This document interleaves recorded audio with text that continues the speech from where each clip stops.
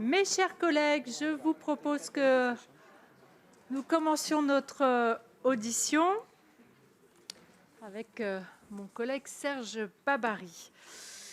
Madame la ministre, monsieur le président de la délégation aux entreprises, cher Serge Babary, mes chers collègues, c'est un plaisir de vous retrouver en session maintenant régulière. C'est la première fois, Madame la ministre, que la Commission des affaires économiques et la délégation aux entreprises du Sénat vous entendent en format plénière depuis votre nomination. Et les sujets sont extrêmement nombreux puisque les secteurs du commerce, de l'artisanat, du tourisme sont bien sûr fondamentaux et structurels pour toute notre économie. Je sais que vous aimez dire que c'est beaucoup d'entreprises dont on ne parle pas suffisamment, pas beaucoup. Or, il faut bien le dire, ces entreprises ne font que trop rarement la une de l'actualité, alors qu'elles irriguent nos territoires et notre quotidien. Ces secteurs font face de longue date à des enjeux extrêmement importants qui s'accentuent avec le temps, particulièrement dans la période actuelle. Bien sûr, nous parlerons de la hausse drastique des factures d'énergie, mais nous pourrons aussi parler, si vous le souhaitez, de la problématique de recrutement, de la fiscalité, de l'inéquité concurrentielle, un certain nombre de sujets qui sont au cœur des thèmes sur lesquels nous travaillons ici au Sénat et pour lesquels nous serons intéressés de connaître votre analyse. La Commission des affaires économiques a publié ces 2 dernières années plusieurs rapports sur ces sujets, notamment à l'initiative de mon collègue Serge Babary, qui visaient tout autant à adapter notre pays aux nouvelles formes de commerce qu'à sauvegarder et développer le commerce en zone rurale. Il en est de même pour la délégation aux entreprises qui s'est penchée sur les sujets de RSE, de compétences ou plus récemment sur l'évolution des modes de travail. Peut-être pourrez-vous nous indiquer si vous avez vu, lu, regardé ces propositions et quelle suite vous pensez éventuellement y donner. L'un des enjeux les plus importants qui préoccupent les PME à court terme réside bien sûr dans l'augmentation très importante de leurs charges, au premier rang desquelles les charges de gaz et d'électricité lors du renouvellement de leur contrat d'approvisionnement. Cette situation les contraint à rogner leurs marges, bien sûr, si elles en ont encore, ce que font pratiquement 90% des PME, soit à augmenter leur prix, soit les deux d'ailleurs, soit quelquefois à licencier, voire peut-être pire. Votre présence permettra notamment de faire le point sur les dispositifs de protection tarifaire qui ont déjà été mis en place par le gouvernement et peut-être ce que vous envisagez pour la suite. À moyen terme, le secteur du commerce fait lui aussi face à un ensemble de défis particulièrement contraignants. La différence de fiscalité entre le commerce numérique et le commerce physique, avec bien sûr des forces qui ne doivent pas s'opposer, qui doivent être complémentaires, mais une concurrence qui n'est pas toujours très loyale. Et donc nous vous interrogerons sur que va-t-il se passer lors des conclusions des assises du commerce qui ont été faites opportunément voici 1 an, mais dont nous attendons les conclusions et bien sûr les actions qui s'ensuivent.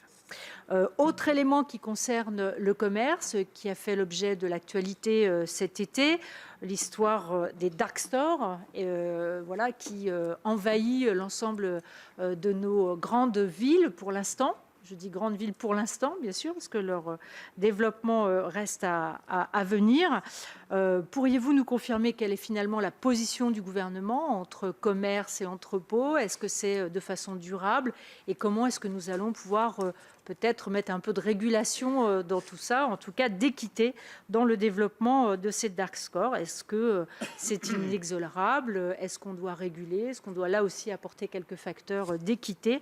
Voilà, votre avis est évidemment intéressant. Autre sujet qui relève de vos attributions, qui sont nombreuses, Madame la Ministre, la fonte des effectifs de la DGCCRF. Je suis sûre que vous aurez des sénateurs qui vous interrogeront sur ce sujet. En matière de contrôle de l'information apportée aux consommateurs, la DGCCRF, par exemple, ne dispose plus que de 145 ETP, soit une baisse de 14% par rapport à 2010. Comme le rapport de Fabien Gued, de Françoise Ferrat, qui est là-bas, et de Florence Blatrix-Contat, l'a montré récemment, qui est là, pardon, Florence. Au niveau régional, il n'y a ainsi qu'un seul inspecteur dans les Hauts-de-France. par exemple, 8 inspecteurs en Bretagne, 11 pour le Grand Est. Sans surprise, sur la dernière décennie, le nombre de contrôles a baissé de 30%.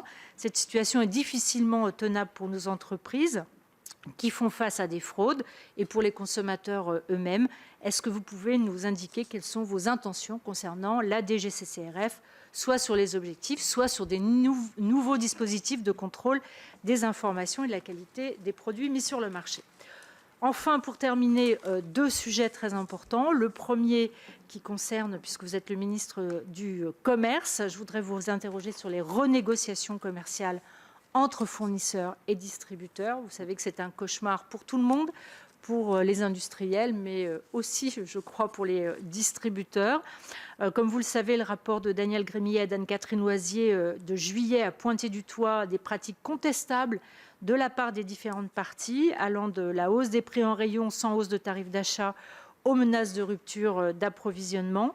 Le travail qui est mené par votre ministère collabore-t-il ces constats? Quel regard portez-vous sur ces négociations annuelles? Et enfin, comment tout cela va évoluer? Et puis, dernier sujet qui m'est venu dans l'après-midi d'une audition que j'ai faite et que j'ai rajoutée. Nous avons, je crois, vous avez, le gouvernement, demandé, voici quelque temps, un rapport de plusieurs inspections sur l'attrition des résidences principales dans les zones touristiques. Il s'agit évidemment des phénomènes Airbnb ou location saisonnière face à la demande de logement. C'est de la compétence du tourisme, donc vous faites partie effectivement, en tout cas votre ministère, de ceux qui ont commandé ces rapports. Mon petit doigt me dit qu'il serait paru depuis quelques semaines. Voilà, donc s'il était paru, il nous intéresserait beaucoup. Et surtout, nous voudrions savoir éventuellement quelles intentions le gouvernement a sur ce sujet, qui est un sujet extrêmement important pour le tourisme d'ailleurs, de façon équitable pour le tourisme, mais aussi pour le logement. Voilà, Madame la Ministre, un grand nombre de sujets sur lesquels je vous interroge. Je vais passer la parole à mon collègue Serge Babary et ensuite je vous laisserai commencer. Merci Sophie. Madame la Ministre, Madame la Présidente, mes chers collègues, je partage bien sûr les préoccupations relayées par la Présidente Sophie Primas. Je voudrais de façon complémentaire centrer mes propos sur la situation des ETI, PME et TPE qui sont au cœur du champ de compétences de la délégation aux entreprises que je préside, ainsi que du vôtre, Madame la Ministre. Notre délégation a organisé une table ronde sur la conjoncture économique voici 2 semaines avec les représentants des organisations professionnelles. Vous le savez, leur inquiétude est extrême et nous craignons que le gouvernement ne sous-estime le tourbillon vicieux en train de sérieusement saper l'activité économique dans notre pays, alors que tous les voyants passent à l'orange quand ce n'est pas au rouge. Nombre d'entreprises voient leurs marges englouties par la hausse des coûts et certaines travaillent même à perte, d'après ce qui remonte de nos départements. Beaucoup doivent ou devront réduire leur production, voire l'emploi. À l'occasion d'un déplacement dans le Lot-et-Garonne en fin de semaine dernière, les dirigeants de TPE et PME se sont inquiétés du manque de prévisibilité, même à 2 ou 3 mois. On vit dans le flou et la peur des coupures, a témoigné l'un d'entre eux. Outre ces sujets, je souhaite attirer votre attention sur le rapport adopté jeudi dernier conjointement par les délégations sénatoriales aux collectivités territoriales et aux entreprises sur la revitalisation des centres-villes et centres-bourgs. Parmi nos recommandations relatives à l'application de la loi Elan et des programmes d'action cœur de ville et petites villes de demain figure la lutte contre la bureaucratisation et la complexité des dispositifs, ainsi qu'un financement à la hauteur des attentes et des enjeux. Madame la Ministre, nous espérons que vous pourrez, avec vos autres collègues concernés, prendre en compte nos propositions, qu'on vous présentera d'ailleurs, si vous le souhaitez, directement. La délégation aux entreprises adoptera par ailleurs ce jeudi un rapport sur la transmission d'entreprise. Puis le 27 octobre, un rapport de suivi sur la RSE, sachant que les PME s'inquiètent à juste titre, nous semble-t-il, des modalités d'application des directives européennes CSRD et sur le devoir de vigilance, qui les toucheront directement ou indirectement. Enfin, nous nous penchons au chevet de notre commerce extérieur. Je pense que nos rapporteurs sur ces sujets vous poseront quelques questions. Je voudrais conclure en évoquant la situation des chambres consulaires, puisque vous exercez par délégation la tutelle des chambres le commerce et l'industrie, ainsi que des chambres de métiers et de l'artisanat. Alors que leurs missions s'accroissent, que leur action sur le territoire est encore plus essentielle et appréciée dans le contexte des crises successives que nous connaissons, leurs moyens sont rognés. La cohérence nous échappe et nous aimerions vous entendre sur ce sujet également, Madame la Ministre. Nous vous donnons maintenant la parole, puis nos collègues vous poseront certainement quelques questions. Nous vous remercions par avance pour nos échanges que nous espérons fructueux. Je n'en doute pas. Je sens l'énergie à côté de moi. Madame la Ministre, à vous. Merci Madame la Présidente Prima, Monsieur le Président Babary, Mesdames, Messieurs les sénateurs, bonsoir. C'est un sincère plaisir de vous retrouver et un grand honneur de venir parler avec vous du périmètre large, effectivement, dont j'ai l'honneur et la charge au sein du gouvernement, les petites et les moyennes entreprises, le commerce, l'artisanat, le tourisme. Mais je ne souhaiterais pas oublier les indépendants, les professions libérales et la consommation. Et donc pas la concurrence. Néanmoins, je veux vraiment prendre quelques minutes et vous m'excuser par avance parce que compte tenu du périmètre de ce portefeuille qui est très large, je serai volontairement assez lacunaire dans mon propos introductif, l'idée étant qu'on ait du temps pour l'échange, plus que moi dans le monologue. S'il fallait résumer les sujets dont j'ai la charge, je dirais effectivement, Madame la Présidente Prima, que j'ai l'honneur d'être la ministre de l'économie de proximité. Une économie, comme vous l'avez très bien dit, qui ne fait pas la une des journaux, du moins pas assez. Les journaux sont plus trustés par les start-up et les grands groupes. Mais c'est une économie qui, à défaut de faire la une des journaux, fait la une de nos quotidiens. Nos quotidiens à tous. C'est le restaurant où on aime se retrouver, c'est le boulanger dont nous ne manquerons pas de parler et qui connaît beaucoup de difficultés aujourd'hui. C'est aussi l'avocat, le comptable qui accompagne nos PME. Et ça n'est pas à vous, chers sénateurs, que j'apprendrai l'importance de cette économie de proximité, cette économie de tous les jours. Ces 4 millions de petites et moyennes entreprises qui représente, c'est toujours important de le rappeler, pas moins de 99,8% des entreprises en France, près de la moitié de nos emplois salariés en équivalent temps plein et plus de 40% de la valeur ajoutée qui est créée dans ce pays. L'économie de la proximité, c'est aussi une économie de la complexité, j'ai pas peur de le reconnaître. Une boulangerie n'a pas les mêmes enjeux qu'une agence de tourisme, de même qu'un grand magasin spécialisé peut difficilement se comparer à un cabinet d'avocats. Et pourtant, économiquement, ils relèvent tous du ministère dont j'ai la charge. Et je crois que le fil rouge à tirer entre les différents publics cibles de ce ministère, c'est précisément celui-là, aider les acteurs économiques du quotidien à affronter, je n'ai pas peur du mot, la complexité de leur environnement administratif, alors qu'ils ont les yeux rivés sur le carnet de commandes et le tableau de trésorerie. Il y a quelques années, on prétendait que le développement des entreprises en France était bridé par le mur de l'argent.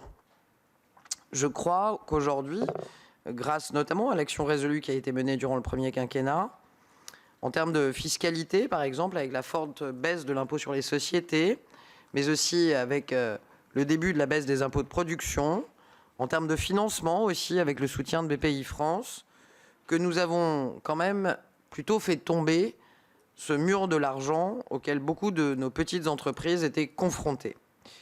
Il ne faudrait pas qu'au mur de l'argent vienne apparaisse un nouveau mur qui pourrait venir freiner la croissance de nos entreprises, un mur des complications bureaucratiques, un mur qui empêcherait ou découragerait d'aller chercher des aides, un mur que faciliterait notre passion pour les jardins à la française, passion que je partage évidemment avec vous tous. Ma conviction, c'est que l'État doit être un facilitateur. Je veux ici saluer le travail accompli par Bruno Le Maire et mes prédécesseurs, évidemment Jean-Baptiste Lemoyne, au cours de la crise du Covid, où précisément nous avons dû démontrer ensemble notre capacité à faire simple, à faire vite, et surtout toute l'efficacité de nos administrations et de nos agents trop facilement décriés. On peut toujours améliorer les choses, on peut aussi se féliciter de l'expérience que nous avons eue, en tout cas de ce qui a été fait au service de nos entreprises. Et oui, la crise actuelle sur les prix de l'énergie souligne combien nous avons encore besoin de cet État facilitateur. Je croise comme vous tous les jours des chefs d'entreprise qui attendent avec angoisse le moment où ils vont devoir renégocier leur contrat auprès de leurs fournisseurs. Nous travaillons dessus chaque jour à Bercy. Nous l'avons fait dès cet été, vous le savez, avec le paquet pouvoir d'achat. Nous le faisons en ce moment même, en étant plus qu'attentifs à toutes les entreprises et en particulier aux plus petites d'entre elles, me concernant, qui subiraient un déséquilibre trop important. Si l'augmentation des prix est un fait, il n'est pas question qu'elle devienne une fatalité. Comment venir aux aides aux petites entreprises face à la montée des prix de l'énergie? Je ne doute pas que nous y reviendrons, mais je souhaite quand même, en préambule, rappeler quelques points importants. Rappeler que cette crise est conjoncturelle. Rappeler que les prix finiront par baisser. Et c'est-à-dire que nous retrouverons les prix d'avant, ça n'est pas le sens de mon propos. Dire que cette crise est aussi pour partie structurelle. Le prix des énergies fossiles, je crois qu'il faut se le dire, seront durablement plus élevés, et peut-être même pour toujours, que les prix que nous avons connus. Conjoncturellement, l'État est au rendez-vous. Nous avons bloqué les prix du gaz et de l'électricité au bénéfice d'1,5 million de TPE qui sont au TRV, au tarif réglementé. Ce bouclier sera encore intégralement prolongé en 2023. Nous avons également annoncé les aides résilience ainsi que le PGE résilience, 2 outils où l'État vient directement en aide aux entreprises les plus affectées par la hausse des prix. Le décret, je ne doute pas que vous l'avez vu, qui assouplit les critères des aides résilience est paru ce week-end et tient compte des difficultés qui ont été exprimées par les entreprises depuis mon arrivée à Bercy, notamment concernant le BE. De plus, avec Bruno Le Maire, Agnès Pannier-Runacher et Roland Lescure, nous continuons à travailler avec les producteurs et les fournisseurs d'énergie pour trouver des mesures pouvant être mises en œuvre rapidement au service de notre tissu économique. Je veux vous dire que nous les réunirons, les fournisseurs d'énergie, à nouveau demain matin à Bercy. Structurellement, le gouvernement est aussi dans l'action. D'une part, le président de la République l'a dit avec force et je ne peux que le redire, nous sommes en négociation avec nos partenaires européens. Bruno Le Maire est en ce moment même à Luxembourg dans ce cadre. Il y a eu un accord vendredi dernier, 30 septembre, concernant la contribution exceptionnelle sur les profits des entreprises du secteur de l'énergie qui réalisent des profits majeurs dans le contexte actuel. Et cet accord sur la contribution des profits des entreprises sera pour partie reversé aux ménages, mais aussi aux entreprises confrontées à l'explosion des prix. Les négociations se poursuivent pour faire baisser les prix de gros du gaz dans les tout prochains jours, possiblement lors du sommet du 7 octobre à Prague ou des ministres de l'énergie des 11 ou 12 octobre. D'autre part, la loi protège déjà les TPE de moins de 10 salariés dont le CA est inférieur à 2 millions d'euros. Pour leurs sites qui n'utilisent pas plus de 36 kVA, ils sont éligibles au TRV et bénéficient donc du bouclier tarifaire. Au moment même où je suis en train de vous parler, nous faisons plus que regarder, nous essayons de créer les conditions pour que davantage d'entreprises soient couvertes par un mécanisme analogue. Je ne prétendrai pas devant vous, mesdames, messieurs les sénateurs, que les problèmes sont réglés. Je pense en revanche, mesdames, messieurs les sénateurs, qu'ils sont traités avec le degré, monsieur le président Babary, de préoccupation dont vous avez témoigné. Je reste extrêmement attentive aux remontées de terrain, s'il fallait, le cas échéant, encore adapter notre réponse. La conviction que je souhaite partager avec vous, c'est que l'État a démontré ses capacités d'adaptation et que l'État sera toujours prêt à bouger pour protéger ses entreprises. Protéger nos petites entreprises, ça veut dire les aider à franchir la montagne, mais certainement pas leur faire croire que la montagne n'existe pas. La hausse des prix de l'énergie, elle ne doit pas être vue comme un simple mauvais moment à passer. Je dirais que c'est un moment à dépasser, parce qu'à l'heure du changement climatique, nous ne pourrons dans tous les cas pas prétendre revenir un jour à la consommation, à la surconsommation, à la production que nous connaissions hier. Nous faisons en effet face à un ajustement rapide d'un prix que nous avons eu tendance à considérer comme un acquis. Depuis de trop nombreuses années, pour ne pas parler de trop nombreuses décennies, ce prix très bas nous a un peu collectivement fait oublier que le gaz et l'électricité avaient un coût. Ce coût, c'est celui de choix géopolitiques et écologiques, et puisqu'il s'agit, dans un cas comme dans l'autre, de ressources étrangères et rares, y compris pour la France, qui est pourtant mieux protégée que ses voisins, grâce à sa production nucléaire. Je serai jeudi aux côtés de la Première ministre pour présenter les résultats de nos travaux sur la sobriété, aux côtés des acteurs du commerce de détail, de la grande distribution, de l'hôtellerie, du commerce, de la restauration, de l'événementiel, des parcs à thème, des commerces de gros, du thermalisme, du ski. Je présenterai les résultats de nos concertations depuis plusieurs mois qui permettent ensemble d'anticiper d'éventuelles difficultés dans notre approvisionnement en gaz et en électricité. Je l'ai dit à ces acteurs, je vous le dis, la sobriété ne doit pas être une mode passagère. C'est au contraire, je le crois profondément, le début de la transformation profonde de nos modèles, du modèle de toutes nos entreprises, vers la neutralité carbone. J'en viens donc ici au cœur de ma feuille de route, l'adaptation de nos entreprises au changement climatique. Je dis bien toutes nos entreprises, y compris le restaurateur, le plombier, qui sont pourtant, c'est indéniable, infiniment moins émetteurs de gaz à effet de serre que ne le sont de grandes industries. Mais la transition écologique et énergétique, c'est l'affaire de tous, pour plusieurs raisons. D'abord parce qu'elle impose une transformation de tous nos modèles et pas uniquement d'une partie d'entre eux. Ensuite parce que les consommateurs exigent ce changement, autant des grands groupes que des petites entreprises. Aussi parce que les talents, les jeunes, les salariés d'aujourd'hui et demain sont de plus en plus sensibles à ces éléments et qu'au-delà d'être un enjeu de compétitivité, c'est un enjeu d'attractivité majeur pour nos PME que de prendre le virage de la transition environnementale et sociale. Sénateur Babary, j'y reviendrai. Vous avez mentionné, et vous connaissez ma tendresse pour la directive CSRD. Et je veux dire aussi à cet endroit que oui, la réglementation progresse. Non, nous n'avons pas à nous faire peur pour rien. Non, nos PME au sens français du terme et nos TPE encore moins ne sont pas directement concernés par la directive CSRD. Ça va toujours mieux en le disant. Cette réglementation CSRD, votée à l'unanimité au Conseil compétitivité du 24 février dernier, concernera toutes les entreprises de plus de 250 salariés, à peu près 11 000 aujourd'hui en Europe, 50 000 demain. Mais pas nos PME.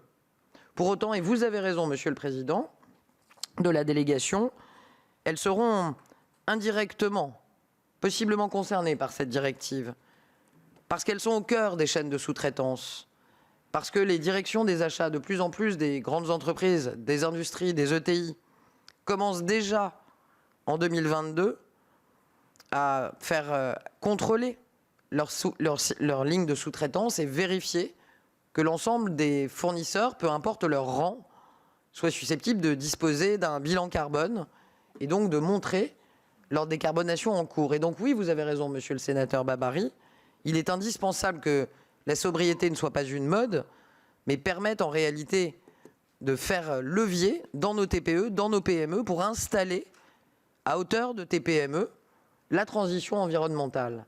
Le cas échéant, et je ne suis pas du genre à me cacher derrière mon petit doigt, il est vrai que la performance extra-financière qui deviendra la norme d'ici 2025 pourrait, le cas échéant, si nos TPME n'ont pas de diagnostics environnementaux et sociaux, nos TPME pourraient être évincées d'un certain nombre de marchés en tant que sous-traitantes.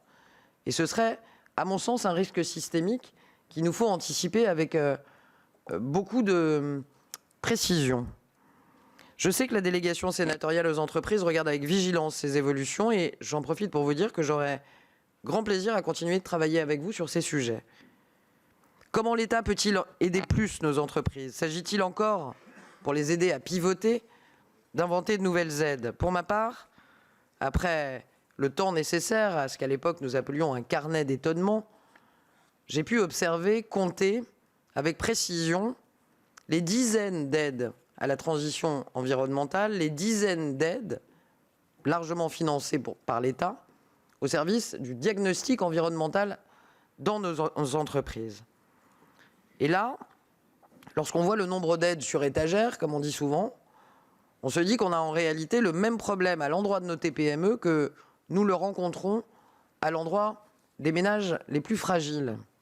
Nous avons un gros problème de non-recours aux aides. Il y a des aides, elles sont financées, elles existent. Nous avons des opérateurs calibrés, qualifiés, formés, remarquables. Je pense à l'ADEME, je pense à la BPI, qui aujourd'hui disposent de ces outils. Je vous épargnerai la liste longue, mais je la tiens à votre disposition, de tous les diagnostics existants. Je vous dirai sur le ton de la boutade, même si c'est une demi-boutade, que nous en découvrons encore avec mon cabinet de nouvelles. J'en ai partagé une il y a peu de temps avec vous, Madame la Présidente. Ces aides, elles existent. On a un sujet, c'est que les entreprises ne les connaissent pas. On a un combat à mener, c'est celui du non-recours de nos TPME sur ces aides à la transition environnementale. Et s'il paraît plus difficile d'enclencher la subvention à la source, comme on a pu faire le prélèvement à la source, et bientôt la solidarité à la source pour les ménages, je veux rappeler avec force que ces aides existent, qu'elles fonctionnent. Je pense au diagnostic Écoflux, sur l'audit. Je pense au prêt vert, parce que le cas échéant, on pense au poète, sur l'investissement qui est dispensé par la BPI. Je pense aussi aux VTE verts qui ont été enclenchés lors du plan de relance sur l'emploi. Les dispositifs sont là. Leur efficacité est démontrée, mais la connaissance des dispositifs est bien trop faible. Ma priorité, elle va donc être assez pragmatique et aussi dans le souci de la maîtrise des dépenses publiques à laquelle j'accorde pour ma part une très grande importance. Non, je n'ai pas suggéré de créer de nouvelles aides pour cette transition. Je suggère qu'on accélère la connaissance des aides, le diagnostic pour toutes les entreprises qui veulent se développer. On a aujourd'hui des chefs d'entreprise dans les TPE, dans les PME, qui sont parfaitement conscients du sens de l'histoire, qui ne veulent pas que la transition environnementale ne soit réservée qu'aux grandes, et qui ne savent pas toujours, malgré leur volonté, par quel bout commencer. C'est le rôle des artisans, c'est le rôle des spécialistes, des bureaux d'études, de les orienter. C'est le rôle de l'État de les accompagner. Cette question de diagnostic, elle est au cœur de la planification écologique voulue par la Première ministre. Je souhaite qu'on accompagne beaucoup mieux la marche des entreprises vers cette indispensable étape du diagnostic. Bien entendu, je vais y associer les opérateurs publics, BPI France, l'ADEME, les chambres consulaires, mais je souhaite aussi m'appuyer sur les fédérations professionnelles qui sont un relais indispensable. Autant le diagnostic peut être partagé par tous les secteurs, pas toutes les filières, autant les feuilles de route dépendent considérablement des filières, des savoir-faire de chacun de nos secteurs économiques. Et puisque ces secteurs relèvent directement de mon portefeuille, le tourisme et le commerce seront naturellement concernés. C'était d'ailleurs un des constats forts qui a émergé des assises du commerce, dont je présenterai les conclusions dans les toutes prochaines semaines. Entre évolution des pratiques de consommation, équité territoriale, défi environnemental, le commerce concentre certains des enjeux les plus importants pour nos concitoyens. Pour ce qui concerne le tourisme, nous sommes dans une problématique similaire qui se retrouve d'ailleurs au cœur du plan Destination France, pour lequel près de 2 milliards d'euros ont été mobilisés par mon prédécesseur Jean-Baptiste Lemoyne et déclenchés par le gouvernement précédent. Nous voulons plus de tourisme, mais nous en voulons mieux. Forte de son extraordinaire patrimoine naturel et culturel, la France peut bien sûr s'enorgueillir de son offre touristique, l'une des premières au monde. Mais elle doit aussi savoir se renouveler pour faire face notamment aux défis climatiques. Vous l'aurez compris, mesdames, messieurs les sénateurs, au-delà des défis immédiats dont nous allons parler ce soir, je mets la transition écologique au cœur de la feuille de route qui est la mienne. Mais si la transition écologique est une urgence, je devine que vous avez en tête d'autres urgences en plus de celle-là. Et j'aurai plaisir, bien entendu, dès maintenant, à répondre à toutes vos questions. Je vous remercie. Merci beaucoup, Madame la Ministre, pour ces propos liminaires qui du coup, appelle beaucoup de questions. J'ai beaucoup d'inscrits. Donc, comme d'habitude, je vais vous demander de ne pas être répétitif sur les questions qui auraient déjà été posées, si possible. Je vais laisser la parole à Laurent Saumon et ensuite à Martine Berthet. Oui, Madame la Ministre, mais Monsieur le Président, Madame la Présidente, 3 questions très courtes, parce qu'effectivement, elles vont être nombreuses. Je voulais vous évoquer le problème de l'Andivry dans le département de la Somme, pour lequel les négociations avec les distributeurs d'électricité sont extrêmement compliquées, puisque si l'on n'est pas distribué par le distributeur traditionnel d'EDF, eh bien, les coûts sont multipliés par 4. C'est-à-dire qu'on pour le renouvellement des contrats, les endiviers sont tenus soit de ne plus s'approvisionner, soit de passer de 200 000 à 800 000 euros le coût de leur contrat énergétique. Donc, quelle est la mesure que le gouvernement entend prendre pour permettre à EDF de renégocier, je dirais, des tarifs qui soient raisonnables, puisque pour les autres clients, ils proposent des tarifs à 300 000 euros. Voilà un exemple concret de l'impact de l'augmentation des prix de l'énergie. La deuxième question, c'est par rapport justement aux ETI PMI, notamment pour les usines électrochimiques, dans le cadre des délestages qui sont prévus, dont on parle de coupures de 2 heures tournantes pour l'électricité. Or, ces usines électrochimiques ont besoin d'avoir de la visibilité sur la durée, puisque en l'occurrence SFG, Société Française de Galvanoplastie, il lui faut 5 heures pour arrêter, 5 heures pour redémarrer, avant de pouvoir refaire des bains électrolytiques. Donc, quelles mesures seront prises pour ces entreprises particulières ? Et troisième question, par rapport aux aides effectivement que le gouvernement met en place, est-ce que vous allez simplifier, parce qu'au dire effectivement des industriels ou des entrepreneurs, la demande de subvention en ligne est extrêmement compliquée et a dû être pondue par un énarque. Oh, ça c'est gratuit. Alors, Martine Berthet, ensuite Christian Redon-Sarrazy. Oui, merci Madame la Présidente. Madame la Ministre, je suis co-rapporteure de la délégation aux entreprises sur la mission relative à la RSE. Donc, je souhaitais relayer l'inquiétude des entreprises, mais vous avez devancé ma question.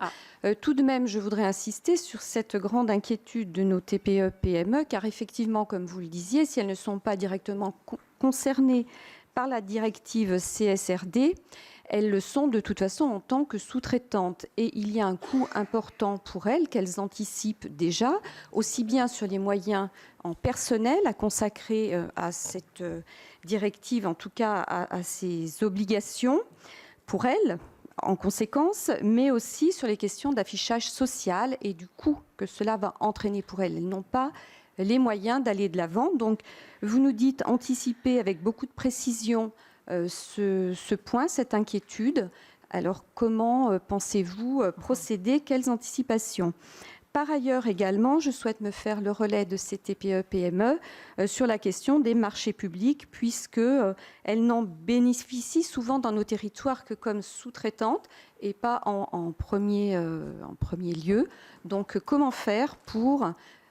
comptez-vous mettre en œuvre des mesures pour que nos entreprises puissent être plus mises en avant dans nos marchés et pas seulement que comme sous-traitantes? Alors je sais que voilà, c'est un petit peu délicat, mais en tout cas, il faudrait que nos collectivités territoriales puissent davantage favoriser, elles ne le peuvent pas pour le moment, les entreprises locales qui font ces efforts déjà de RSE. Et puis, j'aimerais également vous alerter sur un sujet parce que c'est de la gourmandise, Madame Berthet.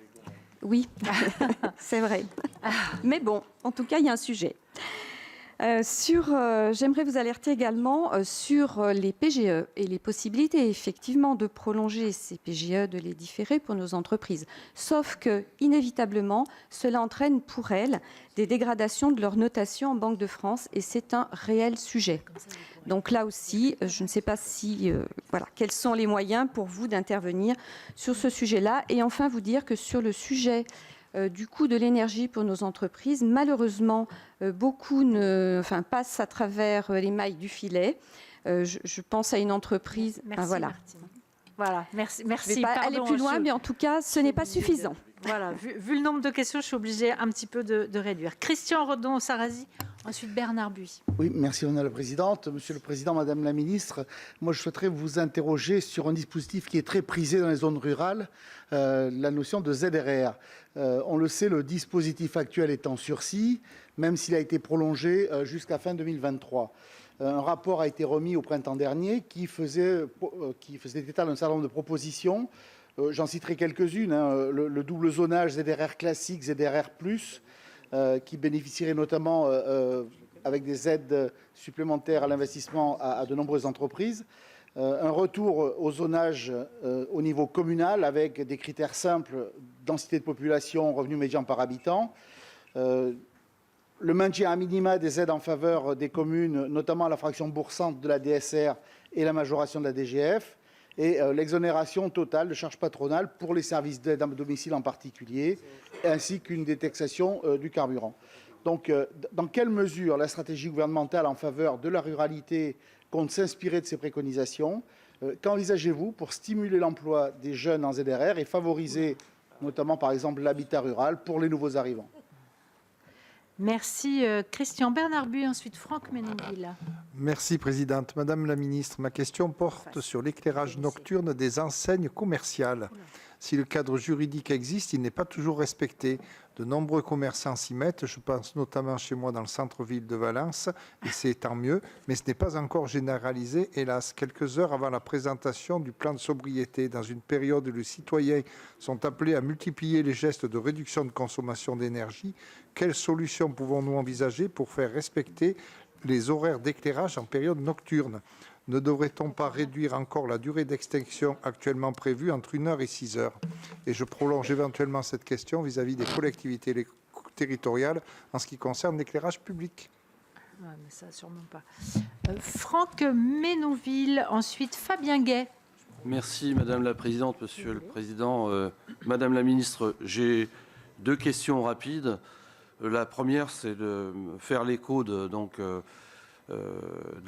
très fortes préoccupations dans nos territoires ruraux en matière de commerce et notamment dans le domaine de la boulangerie. Les boulangers, après avoir subi de nombreuses hausses de matières premières, aujourd'hui subissent les coûts de l'énergie. Alors il y a des situations très variables d'une situation à une autre, mais force est de constater qu'un secteur qui est déjà, et notamment en zone rurale, avec le mécanisme de tournée, de déplacement, etc., fragilise. C'était des secteurs déjà fragilisés. Aujourd'hui, on sent vraiment de très grandes difficultés apparaître.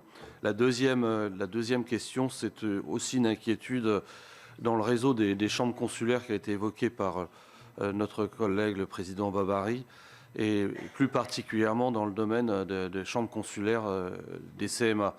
Effectivement, elles se sont régionalisées et je crois que dans le budget qui est en préparation, il y a de nouveau des coupes budgétaires qui sont prévues de l'ordre de 15 millions d'euros, alors même que, il faut le dire, le secteur dont elles ont la compétence nécessite une vraie présence territoriale. Voilà. Nous allons finir cette première salve de questions par Fabien Gay. Merci Madame la Présidente, Monsieur le Président, Madame la Ministre. Ouais, nos TPE-PME font face à une triple difficulté. Difficulté d'approvisionnement, un certain nombre de matières premières, difficulté de main-d'œuvre dans un certain nombre de secteurs et la difficulté énergétique. Je suis d'accord avec vous, Madame la Ministre. Il y a des effets conjoncturels que tout le monde connaît, des effets structurels. Je pense qu'on aura le débat la semaine prochaine en séance. Je pense que la question du marché européen de l'énergie ne fonctionne plus. Donc il va falloir voir ça. Moi, je pense qu'une des questions qui nous est posée là, c'est de se dire que pour l'ensemble de nos entreprises, et je mets aussi nos collectivités, même si je sais que ce n'est pas votre portefeuille, la question du retour aux tarifs réglementés au moins sur 2 ou 3 ans nous est posée. Je sais que c'était honni ici, et y compris par un certain nombre d'entre vous, et y compris quand on posait ça la question, on nous riait un peu au nez. Je pense que le revoir le débat sur permettre l'accès aux tarifs réglementés à tout le monde pour passer la crise, elle est posée. Première chose. La deuxième chose, je vais très vite sur une question que vous a posée Madame la Présidente sur les effectifs de la DGCCRF. Je pense que nous avons une question, un certain nombre de rapports de nos collègues, on en a fait un nous sur les missions d'information, mais j'ai envie de dire depuis 5 ans que je suis ici, à chaque fois sur un certain nombre de rapports, on pointe la question des effectifs qui permettent à la DGCCRF de remplir leur mission dans des bonnes conditions. Madame la Présidente l'a redit, 145 personnes sur le droit à l'information, sur la question, c'est évidemment dérisoire. Et quand on les a auditionnés, Ils nous ont dit qu'ils n'étaient pas assez pour faire leur mission. Donc, est-ce que, contre rebours de tout ce qui est fait depuis 10 ans, de dégraisser la DGCCRF, est-ce qu'on va remettre des moyens humains? Et dernière chose, juste, ça c'est pour un petit boutade, je suis très heureux qu'on se rende compte qu'il y a le non-recours aux aides pour les entreprises, c'est vrai, c'est une vraie difficulté. Je pense que dans le débat public, souvent, le non-recours aux aides sociales aussi est une véritable question. Donc si on se pose la question pour les entreprises, je pense qu'il faut se le poser aussi pour les citoyens et les citoyennes. Je vous remercie. Très bien, je vais laisser Madame la Ministre répondre à cette première salve de questions. De questions passionnantes. Merci, Madame la Présidente. Alors, je démarre par Monsieur Saumon. 3 questions. Sur la première, j'aurai ce type de réponse quand, et je sais que c'est fréquent ici dans cette Chambre, vous remontez des exemples très concrets issus des circos. Moi, je suis très pragmatique, donc je prends les sujets, on va investiguer et ensuite on vous apporte une réponse personnalisée sur l'entreprise dont vous me parlez, dont la dépense est passée de 200 000 à 800 000 euros. Pardon ? Voilà, donc risque de passer. Je fais de mon mieux pour tout retenir, hein, j'y mets toute mon attention, mais je ne suis pas énarque non plus, ni polytechnicienne. Vous êtes mal tombé, vous n'avez pas de bol. Ça vous rend sympathique. Je n'ai fait que salarié et monter une petite boîte. Alors, je suggère de prendre la tâche très précise. Ça me donne l'occasion peut-être de revenir quelques instants sur les aides. Vous avez été plusieurs à les citer et je prends l'intégralité des critiques sur ces aides, notamment sur la possible complexité. Mais j'ai à cœur aussi de rappeler qu'elles ont été simplifiées, que le décret est paru ce week-end et je pense que vous êtes dans un cas ici où possiblement la dépense représente une part équivalente à 3% du chiffre d'affaires de l'entreprise. Il me semble, mais je souhaiterais vérifier, que le premier exemple que vous venez de mentionner rentre dans les grilles de la première étape d'aide jusqu'à 2 millions d'euros, quand les dépenses énergétiques représentent 3% du CA, que la période de référence démontre un doublement en 22 par rapport à 21 et que on a une baisse de BE et non pas de 30% de BE, alors vous pouvez rentrer. Je pense que l'exemple dont vous parlez est un exemple qui peut être concerné. J'aurai à cœur de le vérifier très concrètement avec mes collaborateurs à la fin de cette audition, si vous l'acceptez, monsieur le sénateur. Sur l'électrochimique, c'est pareil, c'est pas mon genre, j'adore le rugby, mais en général, je fais pas de schistera. Mais ça, c'est pas moi, c'est mon collègue Lescure, l'électrochimique. Il y a assez de sujets de préoccupation et je pense que cette audition va permettre d'en lever beaucoup pour qu'on se partage les réjouissances. Et donc, je n'ai, oserais-je dire, que les PME, le commerce, l'artisanat, le tourisme, les professions indépendantes, libérales et la conso. Mais l'industrie est plutôt chez Roland Lescure. Et j'aurais là aussi à cœur, si vous avez un élément un peu plus précis à l'aune de la situation dans votre circonscription, de le passer à mon collègue de bureau à Bercy. L'industrie et les questions industrielles, ce n'est pas que je les rejette, c'est que j'ai déjà fort à faire et il y a un ministre à part entière qui s'en occupe sur simplifier les aides. Vous l'avez dit, monsieur le sénateur, oui, on a commencé à les simplifier. Oui, mon avis à moi de ministre des PME, c'est qu'il nous faut encore les simplifier.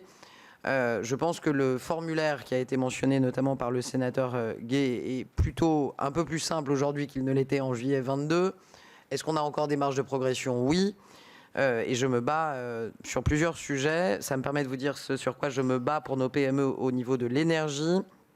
Je veux quand même rappeler qu'on a plafonné le plafonnement de la hausse du tarif réglementé de vente à 4% en 2022 pour 1,5 million de TPE éligibles qui bénéficient du même bouclier tarifaire au moment où on se parle que les ménages. Et donc ce TRV sera capé à 15% en janvier 2023.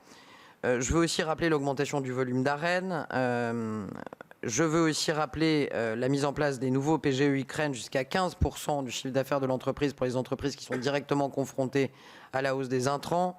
Je viens de vous rappeler l'aide en subvention pour payer les factures d'électricité et de gaz d'entreprises qui dépensent en gros plus de 3% de leur CA. Je veux aussi vous dire qu'on a demandé à la Commission européenne de revoir Et c'est pas on a demandé comme ça en écrivant un courrier. Je pose la question tous les jours et je vous dirais que j'ai du sang breton. C'est pas une bonne nouvelle, mais j'ai une grand-mère du Finistère Nord et je suis têtu comme une bourrique, comme elle le disait. Et je peux vous dire que je me bats aux côtés de Bruno Le Maire chaque jour pour élargir, assouplir, premièrement, l'entrée dans les aides et notamment le niveau de CA requis, du pourcentage de CA pour rentrer dans le dispositif. Après, vous connaissez la méthode comme moi. Il faut mener de multiples combats pour parvenir à en gagner un. Donc si je ne parviens pas à réussir avec Bruno Le Maire à assouplir le dispositif d'aide au niveau européen, sachez qu'on se bat aussi sur l'idée d'une extension ou d'un accompagnement plus large de type TRV qui pourrait aller jusqu'à nos PME. On se bat là-dessus. Je vous l'ai dit et je vous le redis, on voit l'ensemble des fournisseurs d'énergie demain matin à Bercy avec Agnès Pannier-Runacher, avec Bruno Le Maire, avec Roland Lescure. Ce sera aussi l'occasion de leur poser des questions de mon côté, et c'est aussi l'importance de ces auditions, de vous le dire en amont, des questions très pragmatiques qui pourraient consister aussi à donner un peu de souffle à nos TPE, à nos PME en matière de délai de paiement sur des factures qui sont extrêmement élevées.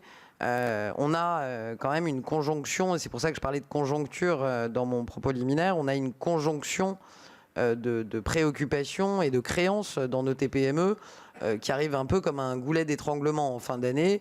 Vous avez mentionné les PGE, je vais y revenir. Il y a ces factures d'énergie. Je ne voudrais pas qu'on oublie, façon de les saluer aussi, les hausses de salaire que de nombreuses PME ont allouées à leurs salariés depuis la rentrée de septembre, et nos PME ne sont pas en reste. Tout ça réduit, vous le savez comme moi, les marges. Et donc, ne serait-ce que de bénéficier d'un peu d'échéancier de paiement, voire de se donner peut-être le temps de discuter dans le cadre de cet échéancier pour voir si on pourrait obtenir un geste des énergéticiens.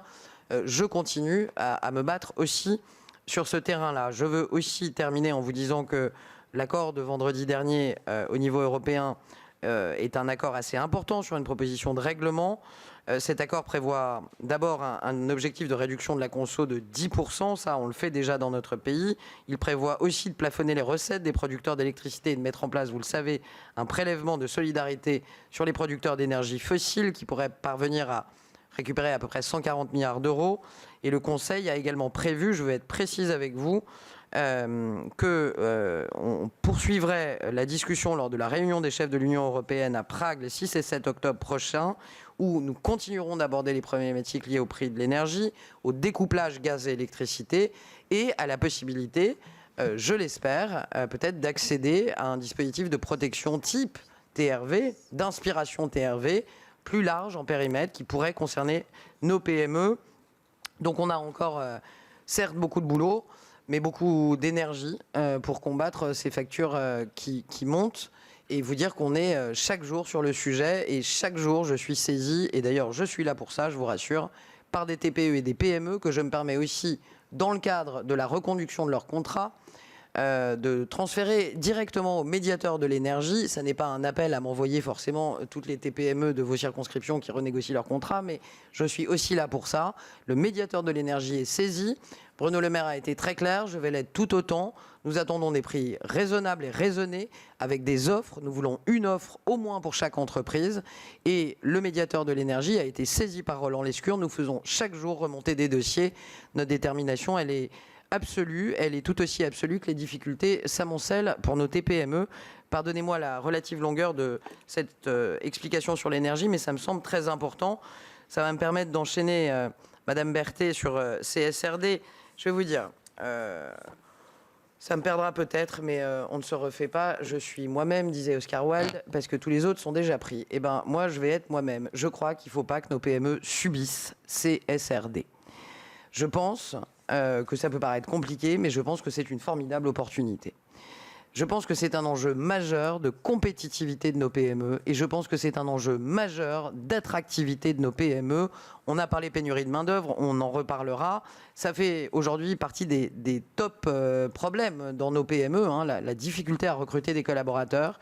Nos PME n'arriveront pas à recruter si elles ne considèrent pas le moment dans lequel nous sommes et la transition environnementale et sociale que les consommateurs, mais aussi les salariés et la génération qui arrive sur le marché du travail appellent de leur vœu.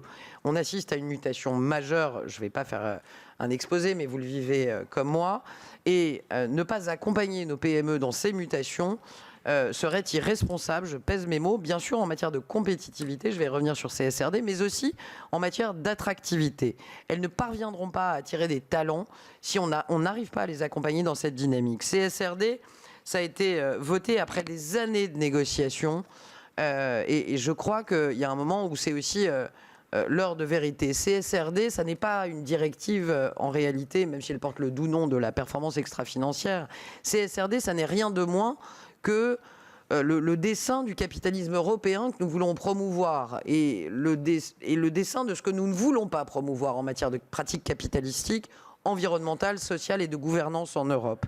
Et donc c'est vrai que CSRD est une directive extrêmement importante et l'enjeu, ça n'est plus tant les grands groupes, puisque vous le savez comme moi, Madame la sénatrice, elles sont déjà astreintes à ce qu'on appelle la DPEF, la déclaration de performance extra-financière, et donc les grands groupes, depuis 2014, sont acculturés, accoutumés à ces déclarations. Donc, ils ont les équipes, ils ont le savoir-faire, ils ont même un peu l'expérience. L'enjeu majeur aujourd'hui, c'est que CSRD ne crée pas non plus une rupture entre les grandes entreprises et les petites. Et vous l'avez dit, nombre d'entre elles seront concernées indirectement par le truchement de la sous-traitance. Je ne prends pas ça comme une mauvaise nouvelle. Les PME ne sont pas directement concernées dans le champ de la directive. Mais comme j'assume mes actes, je me suis battu pour que les PME qui le souhaitent puissent aussi volontairement enclencher la performance extra-financière. Le cas échéant, elles le subiront. Et le cas échéant, elles perdront et compétitivité et attractivité. Maintenant, la question, c'est comment on les accompagne. Comment on fait en sorte qu'elles puissent enclencher leur bilan carbone de scope 1, de scope 2, voire leur bilan social. C'est tout l'enjeu des aides qui sont financées par l'État. C'est tout l'enjeu qui est le mien aujourd'hui, du fameux dernier kilomètre, de faire en sorte que nos PME sachent que l'État finance pour partie des dispositifs de diagnostic qui doivent leur permettre, non pas de subir, mais de profiter de ce qui va se passer avec l'extra-financier. Je pense que c'est très important. Je pense même que nombre de patrons de PME sont désireux de prendre ce virage, tout à la fois, bien sûr, pour leurs équipes, leur attractivité, mais aussi leur compétitivité. Et c'est pourquoi on a lancé, il y a maintenant 2 ans, cette plateforme dont j'avais pris le temps de venir vous parler lorsque j'étais à l'économie sociale et responsable, impact.gouv.fr. Et vous voyez, Madame Berthet, c'est intéressant de voir que là aussi, on m'avait dit, comme pendant la loi Pacte sur les sociétés à mission et la raison d'être, que c'était un truc de grande corporate et que ça n'intéresserait pas les PME. Eh bien, la plus grande partie des sociétés à mission dans notre pays sont des PME. Nombre de PME sont inscrites sur impact.gouv.fr, parfois plus même que certains grands groupes ou ETI industriels. Et les PME, je crois qu'elles veulent être partie prenante de cette évolution. Donc, j'entends votre préoccupation. Moi, je pense que ce qu'il faut, c'est non pas le subir, mais les accompagner notamment en finançant pour partie des diagnostics environnementaux, voire sociaux. Je suis ouverte à toute discussion dans les années qui viennent pour qu'elles ne les subissent pas, mais qu'elles soient partie prenante de la révolution extra-financière. Sur les marchés publics, je vais vite. Sinon, mais moi, c'est un plaisir, mais je risque de rester jusqu'à 23h avec vous. Mais après, ce sont des sujets passionnants et passionnés. Mais comme j'ai fait la sortie sur l'énergie, j'espère que j'y reviendrai pas 12 fois. Mais après, ce sont des sujets majeurs. Les marchés publics, je rappelle que dans Climat et Résilience, on a eu l'occasion d'en reparler. J'étais à l'époque au banc. On a un nouveau plan national d'achat durable, le PNAD, qui est consultable, qui est d'ailleurs ouvert. Là, c'est pareil. Moi, je ne suis pas décentralisatrice les années bissextiles. Je suis décentralisatrice tous les ans et même tous les mois. Et je pense que c'est aux collectivités locales de faire leurs appels d'offres, à l'État peut-être de donner les outils. C'est ce que l'État fait d'ailleurs avec le PNAD qui permet aux acheteurs publics de bâtir leur marché public. Mais je ne crois pas que ce soit à l'État d'écrire les marchés publics, en l'occurrence dans les collectivités locales. On a fait des avancées avec la loi Climat Résilience. Et après, il y a certaines collectivités locales qui sont axées exemplaires et inspirantes en matière d'insertion, soit d'entreprises d'insertion, soit d'ailleurs de TPE et de PME. C'est à la charge et je dirais en fonction aussi de la sensibilité des collectivités locales. Et je pense que c'est bien comme ça, même si l'État pousse au maximum pour faire bouger les pratiques sur les PGE. Sur les PGE, qui est un sujet majeures. D'abord, j'ai à cœur de vous rappeler que la Banque de France, au moment où on se parle, a estimé le taux de défaut à 4,6%, le taux de défaut prévisionnel sur la durée de vie du dispositif. Ça n'est pas rien, j'en suis consciente. Ça n'est pas non plus un risque systémique au moment où je vous parle. Pour autant, 4,6%, c'est quand même des femmes, des hommes, des entrepreneurs derrière. Et donc, je suis bien consciente des difficultés qu'ils peuvent rencontrer. Vous le savez, on a mobilisé 2 types d'acteurs. La médiation du crédit. J'ai eu l'occasion de m'exprimer à leur endroit par le truchement de la Banque de France. Il y a des antennes de la Banque de France dans chaque département. Il y a donc possibilité de saisir la médiation du crédit pour rééchelonner son PGE sur 10 ans. On le fait tous les jours. Il y a aussi possibilité, c'est important, de solliciter le conseiller départemental à la sortie de crise. Il y en a un dans chaque département et je suis à votre entière disposition. Leurs coordonnées sont en ligne et donc publiques. Je les ai réunis la semaine dernière à Bercy. Tous les jours, ils rééchelonnent des PGE. Et tous les jours, ils rééchelonnent aussi des dettes sociales, des dettes fiscales, pour permettre à nos entrepreneurs de payer leur PGE. Non, la cotation, madame la sénatrice, n'est pas automatique. Non et 4 fois non. Même 5 fois non. Je rappelle que la cotation FIBEN ne tombe, en l'occurrence, et j'y reviendrai, que pour les entreprises dont le chiffre d'affaires est supérieur à 750 000 €. C'est loin d'être le cas de toutes nos TPE et de nos PME. Il n'y a pas de cotation FIBEN à moins de 750 000 € de chiffre d'affaires. Moi, je veux bien qu'on ait peur, mais je veux qu'on ait peur des vraies choses. Là, on a peur d'un fantasme. Je le redis, il n'y a pas de cotation FIBEN à moins de 750 K de chiffre d'affaires. Deuxièmement, la cotation pour... Bah oui, pour les entreprises. Et c'est pour ça, c'est super important ce que je partage avec vous, parce que pour avoir été plus longtemps député que ministre, je sais l'importance aussi de la voix des élus locaux quand ils reviennent dans leur territoire. Moins de 750 000 €, pas de cotation FIBEN. Plus, il peut y avoir une note dite non performante. J'ai à cœur de rappeler, premièrement, qu'elle n'est en rien automatique. Elle est réalisée au cas par cas. Ça n'est pas parce qu'une entreprise rééchelonne qu'automatiquement, elle est classée en non performante. Deuxièmement, j'ai aussi à cœur de rappeler que cette note, elle est absolument discrétionnaire, que seul le banquier le connaît, qu'évidemment que les assureurs crédits ne le connaissent pas. Ça me semble important aussi à rappeler. Et en l'occurrence, j'ai aussi à cœur de vous rappeler, on a des exemples tous les jours à Bercy, que les capacités d'emprunt, malgré une notation non performante, ne sont pas automatiquement bloquées. On a des entreprises qui ont été classées pour d'autres raisons bien avant le PGE en non performantes et qui réussissent à investir et à obtenir des investissements. Donc je suis à votre disposition sur des sujets, des PGE très précis, voire sur une saisine de la médiation. Mais sur la notation, j'ai à cœur de dire vraiment qu'elle n'est pas automatique et en l'occurrence pas pour nos TPME. Sur la question ZRR, je vais vous décevoir et je m'en excuse. Oui, mais Monsieur Redon, pardon, je vous cherchais, Monsieur Redon. Alors, je suis désolé, Monsieur Redon-Sarrazy. Votre question, elle est très très large. Et malgré ma tentative, pour le coup, j'ai rien chez moi. ZRR, je vous recommande et je suis plus qu'à disposition.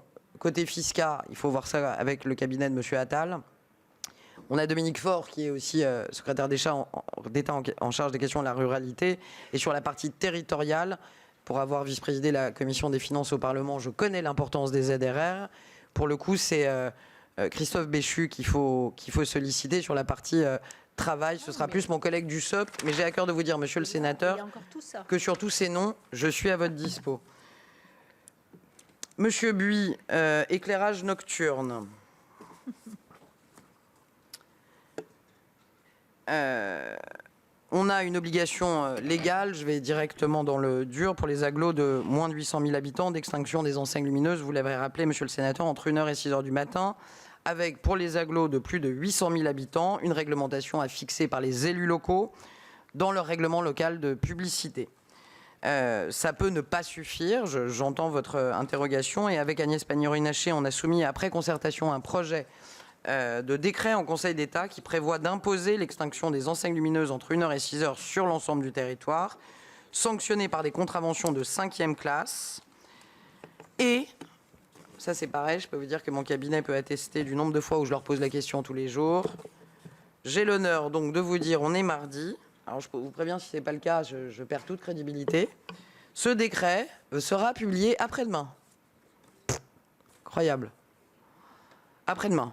Donc, s'il n'est pas publié, comptez sur moi pour le rappeler. C'est un peu téléphoné, ça, non? Non, c'est parce que je suis obsédée par ce décret aussi. Donc, et mon équipe peut en attester. Donc voilà, il va apparaître. Pour ce qui est de la sanction et des contraventions, sont les pouvoirs de police du maire qui permettent la contravention de 5e classe. Et quant à ce décret, normalement, le 6 octobre, il devrait être paru. Monsieur Ménonville, les boulangers. Alors, les boulangers, vrai sujet. C'est d'ailleurs pour ça, à vrai sujet, vraie réponse, que nous parlons avec la Fédération des boulangers et que je les reçois, enfin du moins je reçois leur délégation le 18 octobre prochain à Bercy. On a plusieurs types de sujets et notamment aussi le fait qu'on a plusieurs types de boulangeries et qu'elles n'ont pas toutes les mêmes fours et qu'elles n'ont donc pas toutes les mêmes consommations. Il y a des très grandes boulangeries, d'ailleurs parfois même en milieu rural ou périurbain. Il y a des boulangeries beaucoup plus petites et leurs consommations ne sont pas du tout les mêmes. Façon de vous dire qu'il y en a qui sont parfaitement éligibles aux tarifs réglementés et donc au bouclier tarifaire et d'autres qui ne le sont pas. Et donc il faut qu'on trouve des solutions pour celles qui sont plus exposées et qui ne le sont pas. Je peux vous dire, Bruno Le Maire et moi-même sommes disposés à les y aider. Pour ce qui est du commerce rural, évidemment, d'abord je voulais remercier les sénateurs et le président Babary pour les 10 axes sur le commerce rural qui me nourrissent. Je sais que vous allez vous dire, ça fait déjà 3 mois que je suis là, mais vu l'ampleur du périmètre, on a pris connaissance de l'ensemble de ces mesures, 48 mesures et 10 axes. Donc je peux vous dire qu'il y en a certaines qu'on va très certainement embarquer avec nous. J'aurai à cœur d'en parler très certainement lors de la conclusion des assises du commerce. Et j'ai à cœur d'encourager, comme le font certaines initiatives privées, comme 1000 cafés, mais aussi Bouge ton coq ou Comptoir de campagne, d'encourager l'établissement des commerces multiservices. Je pense aussi, assez intéressant, mais j'aurais à cœur peut-être qu'on en parle ensemble, d'encourager le commerce itinérant dans certaines de nos communes rurales, qui connaît d'ailleurs un succès, notamment auprès des jeunes générations qui reprennent un certain nombre de commerces itinérants, à voir si on ne peut pas ensemble trouver des dispositions pour les porter et que je puisse agir aussi à l'aune du rapport qui a été proposé par les sénateurs sur les CMA. Sur les CMA, la taxe affectée au CMA est plafonnée à 203 millions d'euros. Ce plafond est resté stable depuis 2016. Dans le cadre du PLF 23, une baisse du plafond de cette taxe est proposée afin que les CMA contribuent aux efforts collectifs pour la maîtrise des finances publiques à hauteur de 15 millions d'euros. Je sais, pour les recevoir très souvent, que l'augmentation des charges de personnel dans le cadre de la négociation sur la revalorisation du point d'indice des personnels à laquelle s'ajoute le coût annuel de la JPA préoccupe les chambres des métiers. J'ai veillé à ce que cette baisse de plafond en 2023 soit soutenable. Les travaux, je trouve ça important de partager avec vous, les travaux de préparation du prochain COP pour la période 23-26 vont permettre de prioriser les missions des CMA. Je suis parfaitement consciente, au nom du gouvernement, de l'importance de l'effort qui est demandé et dans le contexte budgétaire contraint pour les finances publiques et aussi en rappel des efforts faits par les autres chambres consulaires que sont les CCI. Je maintiens cette orientation budgétaire. Mais comme nous sommes en démarrage de PLF, je connais l'importance des débats parlementaires et nous verrons comment tout ça se déroule. Monsieur le sénateur Gay, sur TPME, TRV, je vous l'ai dit et je ne voudrais pas me répéter, ça peut être lassant. Il y a ce qui existe, qu'on a simplifié. Il y a 1,5 million de TPE qui bénéficient du TRV. On a un tout petit peu plus de 3 millions de TPE, donc on a un sujet sur est-ce qu'on peut en rendre plus éligible côté TPE. On a aussi un sujet sur quelles mesures pour les PME. Vous êtes tous des élus engagés, donc moi j'ai à cœur aussi dans le cadre de ces auditions, je ne suis pas en plateau télé là, donc j'ai à cœur de partager avec vous des choses que je ne dis pas forcément. Je sais bien, mais je partage avec vous, au-delà du TRV, on a aussi des idées parce qu'il faut avoir plusieurs fers au feu, vous le savez, monsieur le sénateur Gay. Et donc, on réfléchit aussi, la Première ministre l'a mentionné très rapidement, aux questions d'actualité juste avant que je vous rejoigne à l'Assemblée nationale. On travaille aussi en parallèle d'un possible TRV-PME que, pour ma part, j'appelle de mes voeux, à un filet de sécurité qui permettrait de rendre moins douloureux l'augmentation des prix de l'énergie si ceux-ci continuaient à monter. Donc, je veux juste vous dire qu'on a plusieurs fers au feu. Je veux vous dire que ma préoccupation, elle est absolue sur ce sujet et que la prise en charge par Bruno Le Maire, elle est quotidienne. Dans quotidien, j'inclus les nuits. Je pense qu'on va parvenir à trouver une solution et je pense que l'Europe pourra nous parvenir, je l'espère, à en trouver une. Je vise vendredi le prochain conseil à Prague et le cas échéant, je rappelle les conseils des 11 et 12 octobre. Il y en a toutes les semaines. Je peux vous dire que la détermination du gouvernement français, elle est totale sur ce sujet. Sur la DGCCRF, pardonnez-moi, je veux remercier le sénateur Kozik et la sénatrice Espagnac pour leur rapport. Je veux aussi dire que la DGCCRF a fait des efforts incommensurables ces dernières années, que je connais bien le sujet pour avoir eu l'honneur d'être rapporteur en commission des finances et vous dire que j'échange plusieurs fois par mois avec la directrice, Madame Beaumenier, avec mon cabinet est en contact hebdomadaire avec la DGCCRF. J'ai à cœur d'échanger avec elle sur vos recommandations dans un contexte, et je tiens à le souligner, qui est par ailleurs marqué par un redéploiement des effectifs de la DGCCRF vers des missions prioritaires en matière de transition écologique et numérique, notamment vers le ministère de l'Agriculture, qui est plus à même sur un certain nombre de contrôles d'agir. Je veux aussi vous dire, j'aurai l'occasion de l'étayer plus dans quelques mois, mais qu'une augmentation des emplois de la DGCCRF est prévue en 2023 et en 2024. Et les transferts d'emplois de la DGCCRF vers le ministère de l'Agriculture que je viens de vous mentionner pour les missions relatives à la sécurité sanitaire sont limités pour lui permettre justement de réorienter son action vers ces nouvelles priorités. Encore une fois, j'aurai à cœur peut-être à la fin d'année ou au pire en début d'année prochaine à étayer le fait que cette baisse d'effectifs est terminée et qu'il est même question de redéployer un certain nombre d'ETP vu l'importance stratégique des missions de la DGCCRF dans le contexte de consommation qui est le nôtre, sujet auquel je suis très sensible. Pardonnez-moi, Madame la Présidente, j'ai essayé d'être aussi exhaustive que possible. Merci Madame la Ministre. Nous allons passer et on va prendre toutes les questions d'un coup. Donc je vous demanderai d'être rapide et peut-être Madame la Ministre plus condensée sur vos réponses parce que voilà, on aura beaucoup de plaisir à échanger avec vous, mais il faut être raisonnable. Olivier Rittmann et ensuite Daniel Laurent. Oui, merci Madame la Présidente. Madame la Ministre, je suis co-rapporteur d'une mission de suivi de la délégation aux entreprises sur le thème de la transmission d'entreprise. Notre rapport sera examiné jeudi matin et je dois dire qu'il y a un sujet qui dépend certes plus directement du ministre du Travail, mais qui a un impact direct sur nos PME, TPE ainsi que TI. Ce qui doit vous intéresser directement, c'est la question de la formation. Je pense par exemple à la formation des futurs repreneurs d'entreprises, dont on manque cruellement aujourd'hui en France. Or, la Caisse des dépôts a récemment déréférencé CRA Formation, qui dépend de l'association Cédants et Repreneurs d'affaires, alors que ces formations font l'unanimité de tous les acteurs de la transmission, qu'ils soient publics ou privés. La vague de déréférencement a également touché de nombreuses auto-écoles qui ne peuvent plus non plus bénéficier du financement via CPF. Or, dans nos territoires ruraux, c'est un vrai handicap pour nos entreprises, car sans permis, pas de voiture, sans voiture, les travailleurs ne peuvent pas trouver d'emploi et les PME et TPE font face à une pénurie extrême de compétences. Je pense par exemple aux transporteurs qui avaient en face d'eux des candidats qui bénéficiaient du CPF pour passer leur permis poids lourd et super lourd et qui ne peuvent plus le faire. Cette question est cruciale pour nos entreprises et nous espérons que vous pourrez aborder la question donc avec votre collègue Olivier Dussopt, car l'enjeu est de taille et doit être appréhendé de façon transversale. Pour ma part, j'ai sollicité le ministre Dussopt le 5 août, pas de réponse. Le 13 septembre, toujours pas de réponse.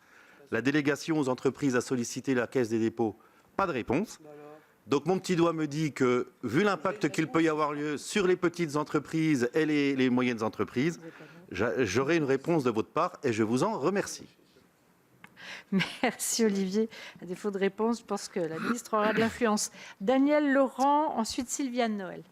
Oui, Monsieur le Président, Madame la Ministre, juste, il y a beaucoup de choses qui ont été évoquées, mais vous n'êtes pas sans savoir que c'est la question de l'énergie qui préoccupe au premier plan actuellement les chefs d'entreprise. Et il n'y a pas que ça, hein, parce que ça s'agrège à l'inflation qui menace les entreprises et les ménages, les difficultés de recrutement, les délais d'approvisionnement toujours plus tendus, l'envolée des coûts des matériaux, les marges qui se réduisent et malheureusement les trésoreries qui, pour certains, deviennent exsangues. Juste 3 questions, puisque beaucoup de sujets ont été évoqués. Une, les entreprises en fin de contrat sont incitées à repousser la négociation des contrats d'énergie. Alors ça, le président de la République l'a évoqué, ne signez surtout pas vos contrats. Or, en pratique, c'est plus compliqué pour les PME qui ne font pas le poids pour peser sur les fournisseurs d'énergie, lesquels ne peuvent leur garantir ni les volumes, ni s'engager sur les prix. La deuxième question, sur le bouclier tarifaire. Pouvez-vous préciser si toutes les activités sont bien concernées? Et là, je pense aux activités agricoles, transformation, distillation, qui ont besoin de beaucoup d'énergie. C'est pour ça que je vous pose la question. Ensuite, 2 autres questions supplémentaires. Le dysfonctionnement, je l'avais déjà posé à votre prédécesseur. Le dysfonctionnement dans le reversement aux collectivités de la taxe de séjour, ça concerne le tourisme, via les plateformes numériques perdure. Que comptez-vous faire pour en améliorer le fonctionnement, sachant que votre prédécesseur, à qui j'ai posé la question, n'a pas résolu le problème? Et la dernière question, la révision du référentiel des stations de tourisme, qui impose la présence d'une pharmacie sur le territoire communal des stations classées. Un exemple, une commune de 600 habitants dans mon territoire, située dans l'île de Ré, pourrait perdre le classement dans le cadre d'un prochain renouvellement, quand bien même 2 pharmacies sont à moins de 5 minutes. Envisagez-vous une adaptation aux réalités de ces territoires? Merci. Merci Daniel pour ces questions précises. Sylviane Noël, ensuite Viviane Artigalas. Merci Madame la Présidente. Madame la Ministre, vous avez évoqué tout à l'heure brièvement l'activité ski s'agissant des activités impactées par la hausse des coûts de l'énergie, en associant à mes propos ma collègue Martine Berthès. C'est en effet un sujet de préoccupation majeure puisqu'aujourd'hui 70% des stations de ski de notre pays négocient leur contrat triennal avec les fournisseurs d'énergie. Après 2 saisons gâchées par la pandémie de Covid-19, la hausse des prix pourrait à nouveau venir menacer ce secteur d'activité. Et les stations support et les communes support de stations de montagne, puisque l'électricité pourrait représenter à la fin de la saison 20% de leur coût contre 2 à 5% actuellement. Si cette hausse n'est pas contrôlée, les conséquences risquent d'être très lourdes pour les communes support de stations, avec toutes les répercussions sur le tissu socio-économique que nous avons connu il y a 2 ans et qui a été très fort. Je vous réitère donc la nécessité absolue d'accompagner les opérateurs de remontée mécanique pour passer ce cap difficile. Et deuxième sujet, la commission tourisme que je préside a été récemment saisie par les représentants de l'hôtellerie et de la restauration sur les commissions que prélèvent certaines plateformes liées à la dématérialisation des titres restaurants. Ces plateformes sont en situation de quasi-monopole et il semblerait que ces acteurs prélèvent des frais fixes et variables élevés en plus d'un abonnement mensuel, ce qui pénalise les restaurateurs qui les acceptent. Est-ce que votre cabinet a reçu ce type d'alerte et quelles pistes envisagez-vous pour remédier à ce problème? Je vous remercie. Merci beaucoup Sylviane. Viviane Artigalas, ensuite Serge Mériou. Merci Madame la Présidente, Monsieur le Président, Madame la Ministre. Le tourisme de proximité qui désigne le fait de se rendre sur un lieu de vacances à moins de 500 km de chez soi. Approche-toi de ton micro, oui. Voilà. Est un mode de consommation touristique qui se développe considérablement en France face aux contraintes économiques et énergétiques. Au-delà des bénéfices écologiques évidents, le tourisme de proximité est en réalité une force stabilisatrice pour l'économie de nos territoires qui agit comme un levier de répartition de la demande touristique. Le tourisme de proximité est donc un important générateur de revenus et d'emplois pour les régions rurales.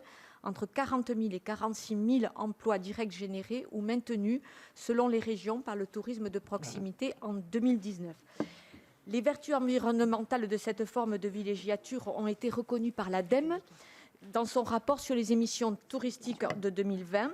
Le rapport faisait quelques propositions, par exemple la structuration d'offres touristiques de proximité, la mise en place d'incitations fiscales pour les acteurs du tourisme micro-local, le développement de l'offre ferroviaire, la mise en place d'une campagne de communication spécifique pour le tourisme local. Madame la ministre, le gouvernement souhaite-t-il prendre des mesures pour favoriser le tourisme de proximité et si oui, lesquelles? Viviane, Serge Mérillou, ensuite Florence Blatrix-Contat. Alors la question a déjà été abordée partiellement, mais depuis quelques jours, l'exécutif alerte les patrons de TPE, PME afin qu'ils ne signent pas des contrats d'électricité à des prix exorbitants. Or hier, Madame Vargon, présidente de la CRE, s'est montrée moins catégorique en expliquant qu'en réalité, certaines entreprises avaient tout intérêt à signer les contrats proposés, au risque de se retrouver sans fournisseur en janvier. Nos entreprises vont devoir prendre des décisions à bref délai. Madame la ministre, les entreprises doivent-elles ou non signer les contrats proposés au prix actuel, avec les risques derrière de mise en place de chômage partiel, compte tenu des prix élevés de l'électricité? Ces prix de contrat donc très élevés et surtout très volatiles sont compliqués à comprendre par des chefs d'entreprise qui n'ont pas, de conseillers pour prendre ces décisions. Comment le gouvernement peut-il rendre ces prix plus lisibles afin de guider les entreprises dans leurs choix stratégiques? Et pour terminer, les TPE et PME ont besoin de clarté et de cohérence pour leur prise de décision, et la cacophonie gouvernementale ne facilite pas ce type de décision. Merci Serge. Florence Blatrix-Contat, ensuite Amel Gacquer. Merci Madame la Présidente, Madame la Ministre.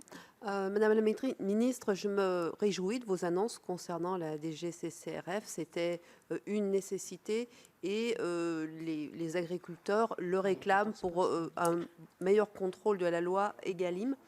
Vous dire aussi, à l'approche du budget et dans le contexte inflationniste que nous connaissons, la nécessité de renforcer le financement des associations de consommateurs qui ont vu leurs aides réduites ces dernières années. Ça serait vraiment indispensable cette année. Nous travaillons au sein de l'ADE sur plusieurs sujets, et notamment la situation des ETI et des PME en matière de commerce extérieur. Et là, notre inquiétude est grande, le déficit s'est creusé, il y a des raisons conjoncturelles, je l'entends bien, mais il y a aussi des raisons vraiment structurelles.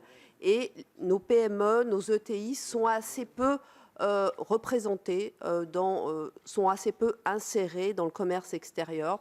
Donc, quel levier, quel plan d'action envisagez-vous pour... C'est pas moi qui t'ai coupé, mais c'est coupé. Voilà, merci. Vous avez entendu le... Oui.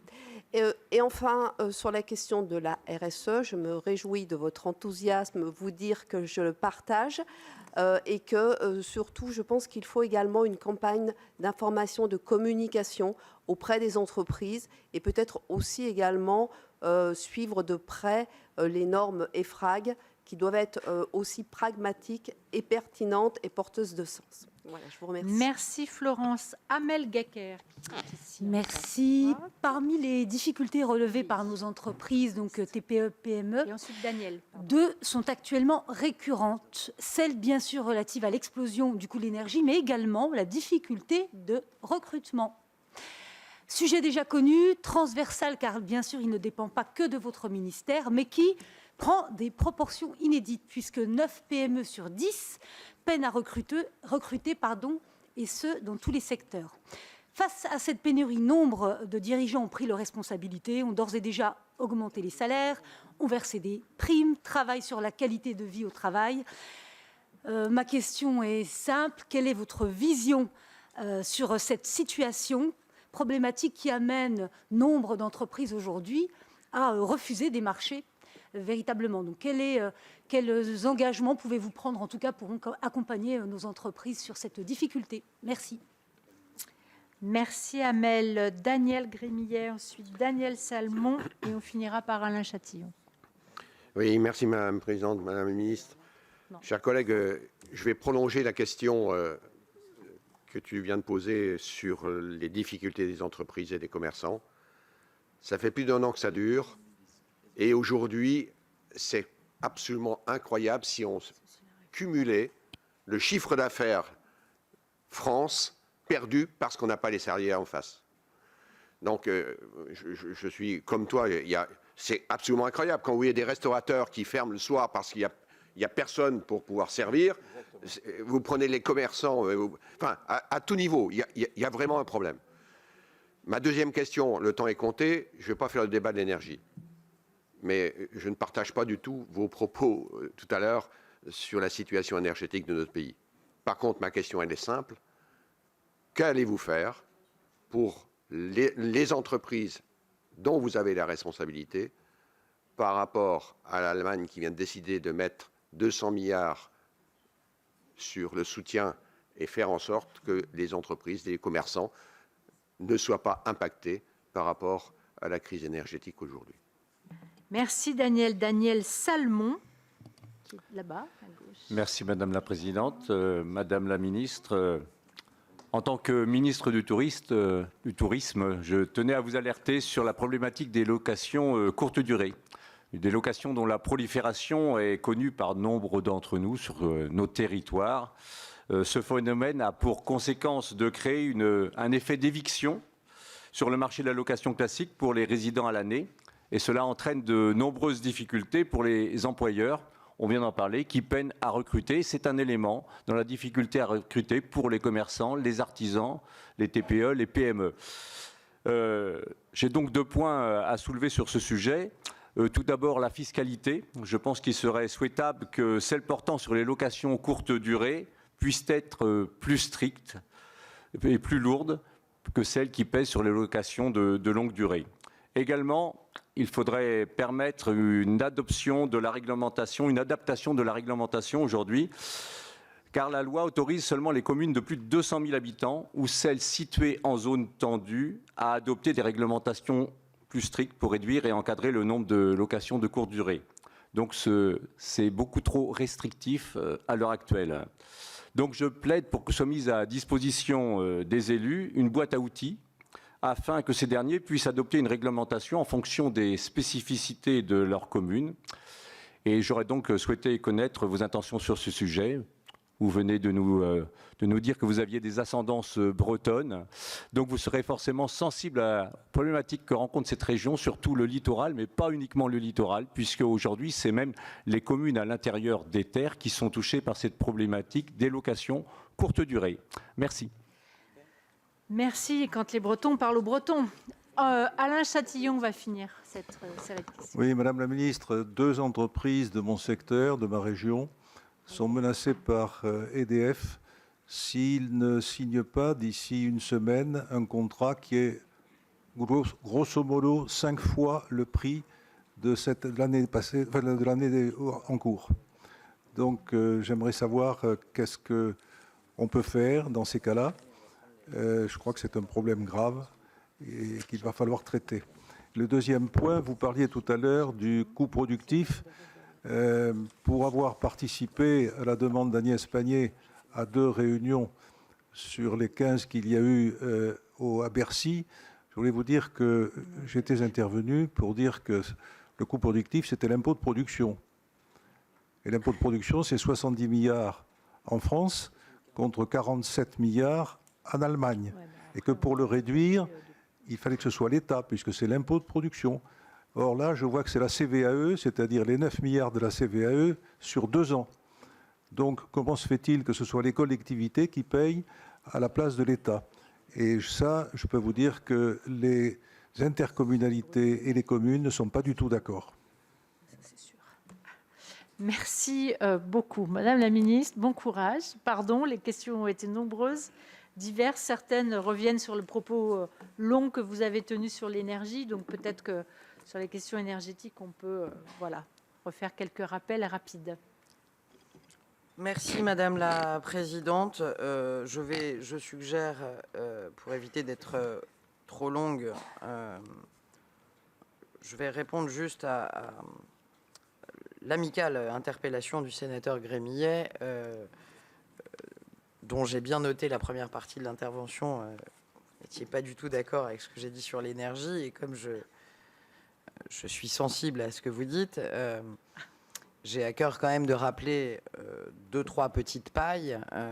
Les Allemands ont annoncé 200 milliards, oui. Peut-être avez-vous des informations, monsieur le sénateur, mais moi je ne suis absolument pas en mesure, au moment où on se parle, de voir comment ces 200 milliards vont être ventilés pour les ménages, pour les entreprises. Pour le moment où on se parle, on ne sait pas du tout. Ce dont je suis certaine, c'est que de notre côté, on a d'ores et déjà décaissé 60 milliards pour protéger nos ménages de la hausse du prix de l'énergie. Ça paraît peut-être pas suffisant, mais ça a le mérite de devoir être rappelé. J'ai aussi à cœur de rappeler, et je vais répondre une par une aux questions, hein, je vous rassure, mais au sénateur Laurent, nous sommes nombreux à faire la compilation des difficultés. J'ai quand même à cœur de rappeler que le taux lissé août 2021, août 2022 de l'inflation dans notre beau pays est de 5,8% et qu'il est de 7,7% sur les produits alimentaires. Oui, c'est trop. Mais j'ai quand même à cœur de rappeler que nous sommes un des 27 États membres et que cette situation est enviée dans de nombreux autres États. Et ça ne veut pas dire pour autant que c'est pas compliqué, 5 ou 7 points d'augmentation, mais on a quand même une inflation qui est fortement retenue dans notre pays. Et autant je reconnais mes erreurs, autant je reconnais aussi qu'il est important de rappeler qu'on a été les premiers, du moins Bruno Le Maire, à écrire dès la rentrée 2021 sur le sujet de la décorrélation du prix du gaz et de l'électricité. On a aussi été les premiers en Europe à mettre en place un bouclier. Et Juste après le Sénat, Madame la Ministre. Autant pour moi. Et ça, c'est la séparation des pouvoirs. L'exécutif a fait ce qu'il a pu à la suite de la bonne initiative des parlementaires. Voilà. Mais, et je vous remercie d'ailleurs de l'avoir fait. Mais je veux juste dire, la situation, elle est difficile. Pour échanger souvent avec des homologues dans d'autres pays européens, elle l'est encore plus dans d'autres endroits. Sur la transmission, alors, sénateur Reitman, vu la charge qui est la mienne, oui, c'est un sujet, la transmission, la formation. Vous avez mentionné un CFA particulier. Je suis là aussi pour transmettre la nécessité de répondre aux questions des sénateurs à mes collègues et amis du gouvernement. Je suis étonné connaissant Olivier Dussopt parce que ce n'est pas sa nature. Donc c'est une exception qui vient confirmer sa règle et il va vous répondre dans les meilleurs délais. Je vais lui transférer la demande de réponse à votre sollicitation. Je vous recommande aussi de rencontrer peut-être et d'en parler à Madame la ministre Grandjean, qui est en charge de la formation professionnelle et à votre dispo pour vous mettre en relation. Peut-être qu'elle peut vous apporter aussi une réponse opérationnelle sur le sujet précis que vous avez mentionné. Monsieur Laurent, je reviens à votre question. Encore une fois, la situation, oui, elle est difficile. 73% des PME, au moment où on se parle, répercutent la hausse des prix de l'énergie sur leur prix de vente. 73%. Ça fait plusieurs mois que ces prix sont passés sur les prix de vente. Comme je suis aussi la ministre de la Consommation, j'ai à cœur qu'on ait aussi une approche équilibrée et que les prix aux consommateurs n'explosent pas. C'est aussi tout ce que je fais au cœur des négociations avec Roland Lescure et Marc Fesneau sur le prix, les prix alimentaires, sur la mobilisation de la grande distribution. Je ne vais pas être trop longue, mais sachez que ça nous préoccupe et ça nous occupe en l'occurrence tous les jeudis, puisque dans le cadre des réunions que nous menons à la suite d'Egalim et Egalim 2, on a toutes les semaines des échanges sur les denrées alimentaires et sur l'effort qui doit être partagé. Je me bats, moi, pour que nos PME puissent passer leurs prix liés à la hausse des prix de l'énergie. Ça fait plusieurs mois qu'elles les passent. On est extrêmement vigilant pour qu'elles puissent continuer à les passer et on a donc appelé à la responsabilité, notamment des acteurs de la grande distribution, en matière de pénalités logistiques notamment. Donc c'est un sujet qu'on suit de très près. Oui, la situation, elle est compliquée, mais on va s'en sortir. Sur les PME que vous mentionnez, qui ont des contrats à renégocier, je vous l'ai dit, on a saisi le médiateur. Si vous avez quelques PME en main ou en contact qui ont des problèmes concrets de contrats à renégocier pour janvier 23 avec des tarifs qui ont triplé, quadruplé, qui vous semblent ou qui semblent à la PME anormaux, je suis là pour prendre attache et transmettre au médiateur de l'énergie et aux équipes de Bercy. Donc, si vous l'acceptez, peut-être qu'on échangera nos coordonnées à la fin. J'ai à cœur d'agir de façon éclairée sur les dossiers que vous soulevez, sur station de tourisme, enfin sur la classification des communes, qui est un vrai sujet. Vous êtes nombreux parlementaires à l'Assemblée et au Sénat à le soulever. Il y a le sujet, vous l'avez mentionné, du renouvellement du classement de communes touristiques, du fait de la réforme de 2019, intégrant parmi les critères de sélection la présence d'une pharmacie, vous le savez, vous l'avez mentionné. C'est une offre de service minimale essentielle. J'entends aussi que certaines communes s'inquiètent de ne pas pouvoir satisfaire aux exigences posées par la nouvelle réglementation, au motif qu'elles ne disposent pas de pharmacie. Je pense qu'on peut trouver un compromis pour un équilibre entre la réalité des communes et le maintien d'une offre touristique de qualité. Je vais donc proposer une réunion aux élus. Je suggère de vous y convier, bien entendu, en octobre, pour une réflexion sur une réforme plus globale des critères de classement en lien avec d'autres ministères concernés. Et je pense notamment, bien sûr, au ministère de la Transition écologique, mais aussi au ministère de la Santé et des Solidarités. On doit pouvoir trouver des solutions et maintenir le classement des communes touristiques qui le méritent. Je poursuis, après le sénateur Laurent, le ski, un sujet majeur. J'ai eu l'honneur d'être à Domaine skiable de France vendredi. Je veux saluer la responsabilité des acteurs qui se sont alignés pour atteindre des objectifs de sobriété de 10% et qui seront au cœur d'ailleurs de la présentation du 6 octobre prochain, les acteurs du ski. Dans le groupe de travail donc sur la sobriété énergétique, des engagements forts ont été pris. Sur le coût de l'électricité, les stations, et on les accompagne, sont éligibles aux aides résilience. On a un sujet sur lequel nous sommes en ce moment même en train de travailler, donc à votre dispo si vous avez un sujet précis lié aux régies. Je ne suis pas du genre à laisser la poussière sur le tapis, donc si vous avez un sujet de régie, on travaille dessus, et c'est un des sujets que je n'ai pas encore résolu. Mais on va y arriver et on va se battre. En tout cas, je veux saluer la responsabilité des acteurs du ski.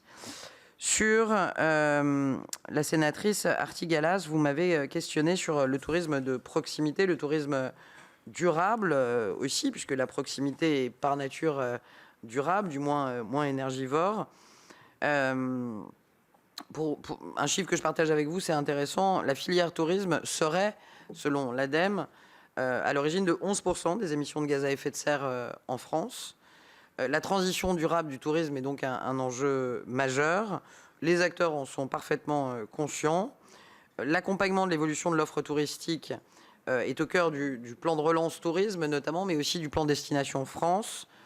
Le fonds tourisme durable destiné à accompagner la transition des acteurs du tourisme dans les territoires peu denses et à y développer des formes de tourisme plus responsable, je pense notamment au slow tourisme ou à l'œnotourisme ou à l'agritourisme.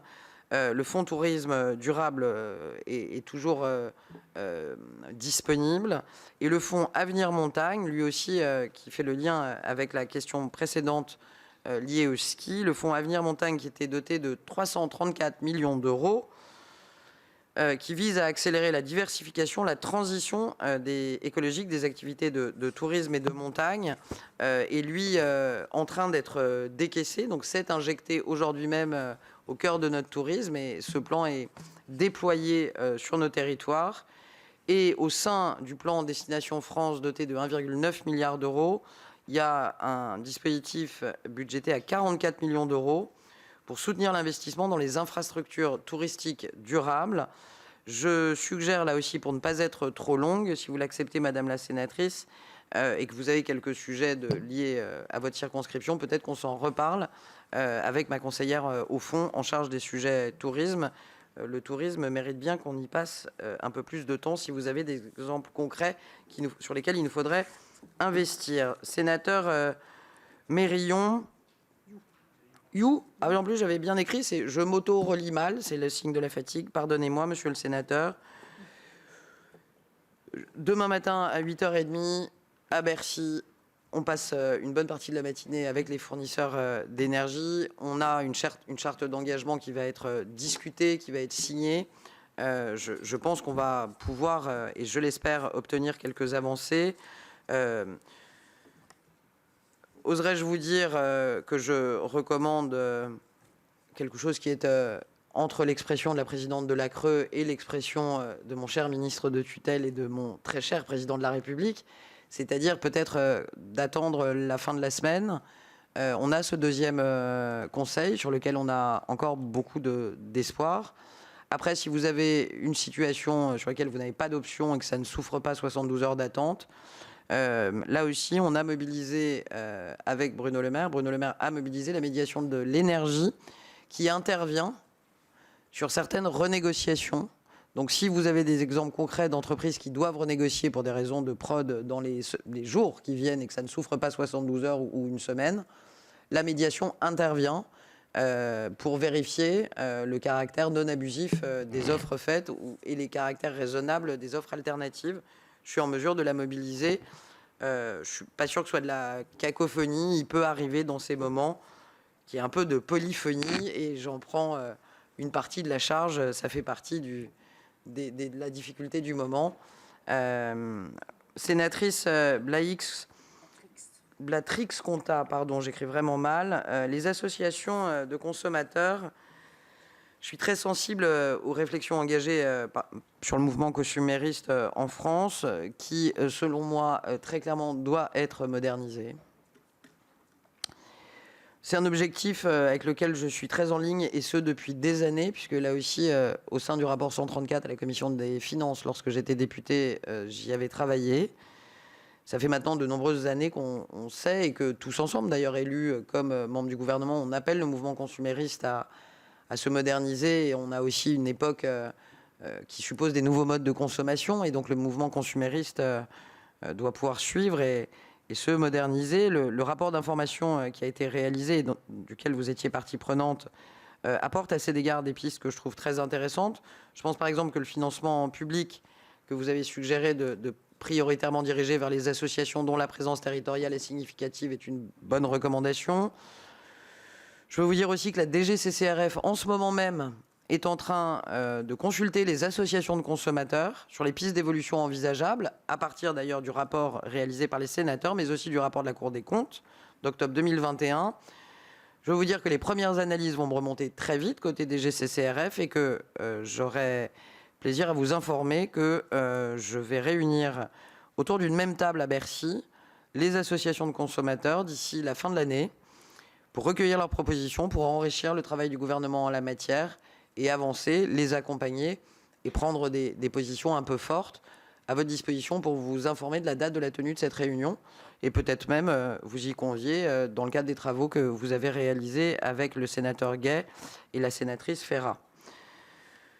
Je ne vais pas revenir sur les FRAG, mais sachez que je suis totalement d'accord avec ce que vous avez dit et je ne saurais que trop vous encourager à les recevoir pour les auditionner, pour vous assurer que les indicateurs de l'EFRAG sont à hauteur de PME ou en tout cas d'entreprises humaines. Ça a été mon sujet pendant 2 ans. Je connais assez bien Monsieur De Cambourg et son engagement au cœur de l'EFRAG sur ces sujets d'indicateurs. Je pense que c'est très important que les élus suivent de près les indicateurs qui sont en train d'être façonnés. Pour la partie environnementale, possiblement terminée. Côté EFRAG, votre souci est légitime. Sur le commerce extérieur, c'est mon homologue Olivier Becht qui est à la manœuvre. Si vous pensez que les PME ne sont pas assez intégrées dans France Export, dites-le moi. Moi, j'ai le sentiment que pour l'instant, la team France Export marche plutôt bien. Mais peut-être faut-il renforcer la présence de nos petites et moyennes entreprises. Donc, à votre disposition pour échanger là-dessus. Sénatrice Gacker, je prends le document de la présidente qui est bien mieux écrit que le mien. La main-d'œuvre, oui, c'est aujourd'hui. D'ailleurs, c'est intéressant de voir que vous parlez quasiment autant d'énergie que de main-d'œuvre. Ce sont aujourd'hui les 2 préoccupations qui donnent des insomnies à nos entrepreneurs. C'est une situation dont j'ai hérité en arrivant. J'ai donc passé mon été, ce qui me permet aussi d'en dire un mot à l'endroit de M. Grémier qui a posé la question sur la main-d'œuvre, notamment dans hôtellerie, commerce, restauration. On a plusieurs types de problèmes. On a des problèmes très très chauds avec les saisonniers en réalité, corrélés, vous avez été nombreux à le dire, au logement et à la mobilité. J'ai fait assez de déplacements cet été pour voir que la question de la seule rémunération, notamment des saisonniers, n'était pas l'alpha et l'oméga du problème. Nous avons un sujet d'attractivité, mais pas que d'attractivité. On a un sujet d'organisation de la vie du saisonnier avec des locations touristiques. Vous avez soulevé le sujet à des prix qui sont complètement impossibles pour les saisonniers. Donc on a fait comme on a pu, je ne vais pas vous mentir, avec mon collègue Olivier Dussopt. On a mobilisé les préfets, on a mobilisé les rectorats, on a mobilisé les résidences universitaires cet été pour pouvoir parvenir à loger des saisonniers. Il faut qu'on arrive à trouver des solutions. Il y a pas mal d'irritants sur lesquels je suis en train de travailler avec l'URSSAF, notamment pour les entrepreneurs. Je pense aux hôteliers, aux restaurateurs, par exemple, qui ont des espaces dans lesquels ils pourraient aménager, des mobil-homes ou des espaces pour loger leurs saisonniers. Il y a pas mal de tracasseries administratives qui les en empêchent. Donc, je suis en train de regarder ce sujet très précisément au niveau de l'URSSAF, notamment, pour permettre aussi aux hôteliers, aux restaurateurs, s'ils le souhaitent, de pouvoir héberger leurs saisonniers, ce qui réduirait le problème aussi de la mobilité. C'est un sujet sur lequel on est plusieurs membres du gouvernement à agir, en lien avec les préfets, et sur lequel j'ai espoir qu'on avance. Plus largement, sur HCR, je veux quand même vous dire, notamment au sénateur Grémillet, que le gouvernement a déjà mis en place un certain nombre de choses. On a 200 000 besoins de recrutement estimés dans le hôtellerie, commerce, restauration. Vous le savez, l'UMI a augmenté de 16%, la branche a augmenté de 16%. Les salaires, c'était nécessaire. Est-ce que ce sera suffisant à pallier ce manque de main-d'œuvre qui est criant et qui n'est pas d'ailleurs nouveau, qu'on ne découvre pas? Il y a des enjeux de qualité aussi, de vie au travail. Il y a des enjeux de conciliation, vie pro, vie personnelle. Il y a des enjeux aussi de mutation de nos salariés, notamment des jeunes générations. C'est compliqué comme sujet. Et en l'occurrence, le gouvernement a mis en place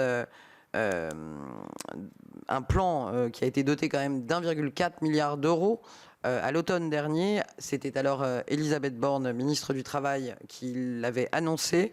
Ce plan des métiers sous tension a permis de remettre vers le chemin de l'emploi sur les métiers en sous tension, notamment dans l'hôtellerie, le commerce et la restauration, un peu plus de 280 000 chômeurs de longue durée qui étaient éloignés de l'emploi. Et on a réussi très précisément dans les métiers HCR depuis un an à en former et à en placer 80 000. Donc vous me direz 80 000 sur les 200 000, il y a encore beaucoup de travail, mais on se bat. On a mis beaucoup d'argent, en tout cas l'argent nécessaire, pour permettre une formation accélérée des chômeurs de longue durée vers ces métiers sous tension. Je ne peux pas, en toute honnêteté, ne pas aborder en un mot aussi la réforme de l'assurance chômage que nous porterons au Parlement dans les prochaines semaines et qui doit aussi encourager au retour à l'emploi un certain nombre de nos chômeurs de longue durée, qui plus est sur des métiers en tension.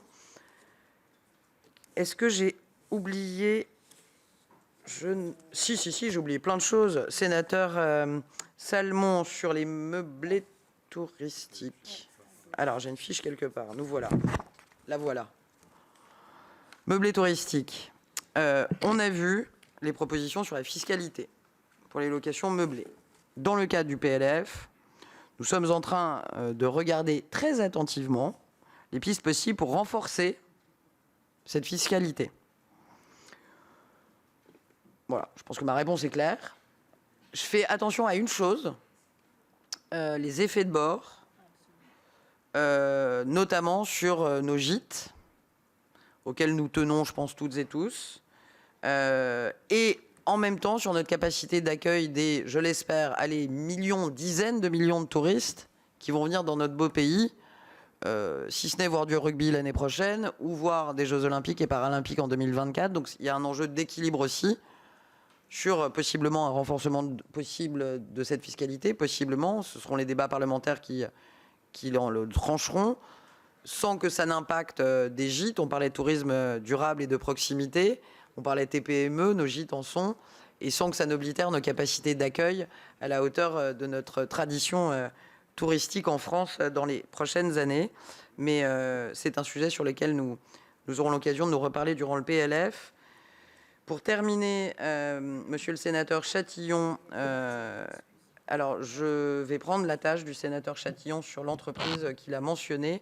Quant aux impôts de production, j'aurais à cœur de lui adresser une réponse écrite et peut-être de voir s'il souhaite qu'on en parle avec le ministre du Budget et des Comptes publics. Je vous remercie. Merci Madame la Ministre. Alors il y a un petit bonus, parce que Vincent Segouin me demande 1 minute, mais c'est vraiment 1 minute, Vincent. Et Jean-Marc aussi. Alors vite, parce que voilà, Madame la Ministre a un rendez-vous et nous aussi. Allez, Vincent. Vraiment 1 minute. Merci Madame la Présidente, c'est vraiment sympa. Allez. Madame la Ministre, juste, je vous écoute déjà depuis un bon moment. Je voulais revenir sur l'EDF. Vous dites que le gouvernement va intervenir pour essayer d'éviter les surinflations et j'en passe. Mais vous n'avez pas le sentiment que vous êtes à l'origine de la création de la pénurie avec EDF, puisque les centrales ne fonctionnent qu'à 65%. En même temps, je vous entends dire, on verse des subventions pour que les entreprises soient toujours plus propres. Les entreprises toujours plus propres, des subventions, d'argent public, donc on crée de la demande supplémentaire. Vous n'avez pas l'impression qu'il y a un effet de ciseau? Ma question, c'est simple. Est-ce qu'on va continuer de gérer la France de la sorte, à répondre plus à de l'idéologie qu'à faire des calculs d'impact et puis à gérer comme une entreprise on peut gérer? C'était ma première question. Et j'arrête là. Hein. Mais je trouve que l'argent public, le déversement de l'argent public ne fait que de créer des problèmes. Allez, Jean-Marc, rapidement. Et après, c'est tout. Oui, merci, Madame la Présidente. Madame la Ministre, tout à l'heure, si j'ai bien compris, vous avez annoncé que le tourisme était responsable de 17% des émissions de CO2. 11% des émissions de CO2. Alors, quels éléments objectifs permettent d'affirmer une chose pareille? Parce que aujourd'hui, moi j'habite à la montagne, je vois le tourisme montagnard toute l'année, et j'ai vraiment pas l'impression que aujourd'hui le tourisme ne soit pas éco-responsable, comme on dit, parce qu'aujourd'hui c'est des expressions qu'on emploie couramment, durable, voire vertueux. Et on est sur des secteurs qui sont en plein essor touristique. Et je crois que je ne vois pas, mais alors honnêtement, je ne vois pas où sont les émissions de CO2 produites par l'activité touristique actuellement sur notre territoire. Je veux qu'on m'explique concrètement ce que ça veut dire d'être éco-responsable, vertueux et durable. Voilà. Merci Jean-Marc. Allez, Madame la Ministre. Alors, la question courte des gourmandises, oui. Écoutez, je ne vais pas bouder mon plaisir vu que je suis gourmande aussi. Monsieur Segouin, si nous avions organisé la pénurie, nous serions les seuls à être touchés. Il ne vous a pas échappé que la situation énergétique frappe l'Europe entière et qu'en l'occurrence, pardonnez-moi, je vais me permettre juste de vous répondre. Il ne vous a pas échappé non plus que même si on peut se ressembler, je ne suis pas Agnès Pannier-Runacher. Bon, en fait, si vous ne m'écoutez pas, je ne vais pas vous répondre, ce sera plus simple. Et écoutez, Pardon ? Donc, je pense que il y a eu... c'est aussi une situation sur laquelle on est, c'est des années de choix politiques, notamment en matière nucléaire. Nous n'avons pas... en l'occurrence, on a eu plusieurs gouvernements qui ont pris des positions depuis de longues années. Nous avons aujourd'hui une situation énergétique qui est plus tendue que d'autres pays européens, j'en suis bien consciente. Pour autant, je pense que nous faisons et nous continuons à nous battre pour obtenir des aménagements pour les entreprises françaises. Après, je vais vous dire, on ne sera pas d'accord, monsieur le sénateur Segouin, vous vivez la transition écologique comme un fardeau. Je le vis comme... vous parlez de dépenses publiques. Il faut qu'on ait un dialogue. J'accuse de rien, monsieur, c'est pas mon genre en plus. Non, alors je vais le dire autrement. Vous pensez que la transition écologique est une dépense? Je pense que c'est un investissement. Vous parlez d'argent qu'on jette par les fenêtres. Moi, je ne viens pas du mouvement écologiste. Je viens de la vraie vie. J'étais entrepreneur. Je suis beaucoup moins calé. Non, mais j'ai pas une pratique et une connaissance extrêmement aussi calée que celle et ceux qui sont engagés depuis des années sur ces enjeux-là. Maintenant, je pense effectivement que c'est une obligation pour nous toutes et nous tous. Et si vous estimez qu'accompagner nos entreprises, mettre de l'argent dans le diagnostic de nos entreprises, c'est, pardonnez-moi, des dépenses indues et jeter de l'argent par les fenêtres. C'est le sens de votre deuxième intervention. Si, monsieur, eh ben, on ne sera pas d'accord là-dessus. Voilà. Je suis désolé de vous le dire. Donc, voilà. Par ailleurs, monsieur Boyer, là aussi, je pense que les prix de l'énergie sont en hausse à cause d'une crise mondiale. Les problèmes sont des... Je n'arrive pas à lire ce que tu m'écris, donc je vais dire ce que je pense, ce sera plus simple. Je pense qu'on hérite d'une situation qui est compliquée et que on va faire ce qu'il faut. Et s'il faut qu'on continue à investir, on va le faire. Et s'il y a quelques dépenses publiques, on le fera. Autant pour moi. L'empreinte carbone du tourisme. Eh ben, je vais vous envoyer le rapport de l'ADEME sur les 11%, parce que je n'ai que des propos qui sont étayés. Sur les 11% d'émissions de gaz à effet de serre, je vous dirai ce que j'ai dit au patron de Domaine Skiable de France vendredi. Ça n'est pas parce qu'on dit qu'on fait 11% d'émissions de gaz à effet de serre qu'on n'est pas responsable au plan environnemental. C'est une réalité. Il y a la mobilité, toutes celles et ceux qui viennent au ski, il y a des dépenses énergétiques, il y a le damage, c'est aujourd'hui une nécessité. Et en fait, il n'y a rien de stigmatisant. Je reprends exactement le même mot que j'ai eu d'ailleurs dans une expression très claire avec les acteurs du ski et de Domaine Skiable de France. L'ensemble des secteurs touristiques sont en train de faire les mutations.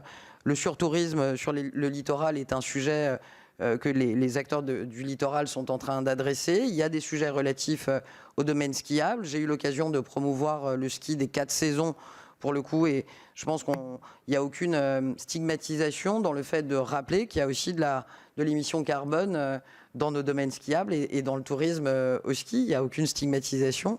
Ça peut ne pas vous plaire, mais c'est pourtant étayé et fondé, et c'est... Bah oui, mais en fait, c'est plutôt... Enfin, c'est pas grave, hein, on est tous responsables d'émissions de gaz à effet de serre, les consommateurs comme les acteurs, donc il faut qu'on se batte ensemble. Voilà. Très bien, Je vous remercie. Merci beaucoup Madame la Ministre pour ces réponses qui ont été précises sur les sujets qui sont les vôtres et qui renvoient à un certain nombre de ministères. Pour celles, vous êtes très en retard, nous aussi. Donc merci beaucoup d'avoir passé ce temps avec nous. Merci.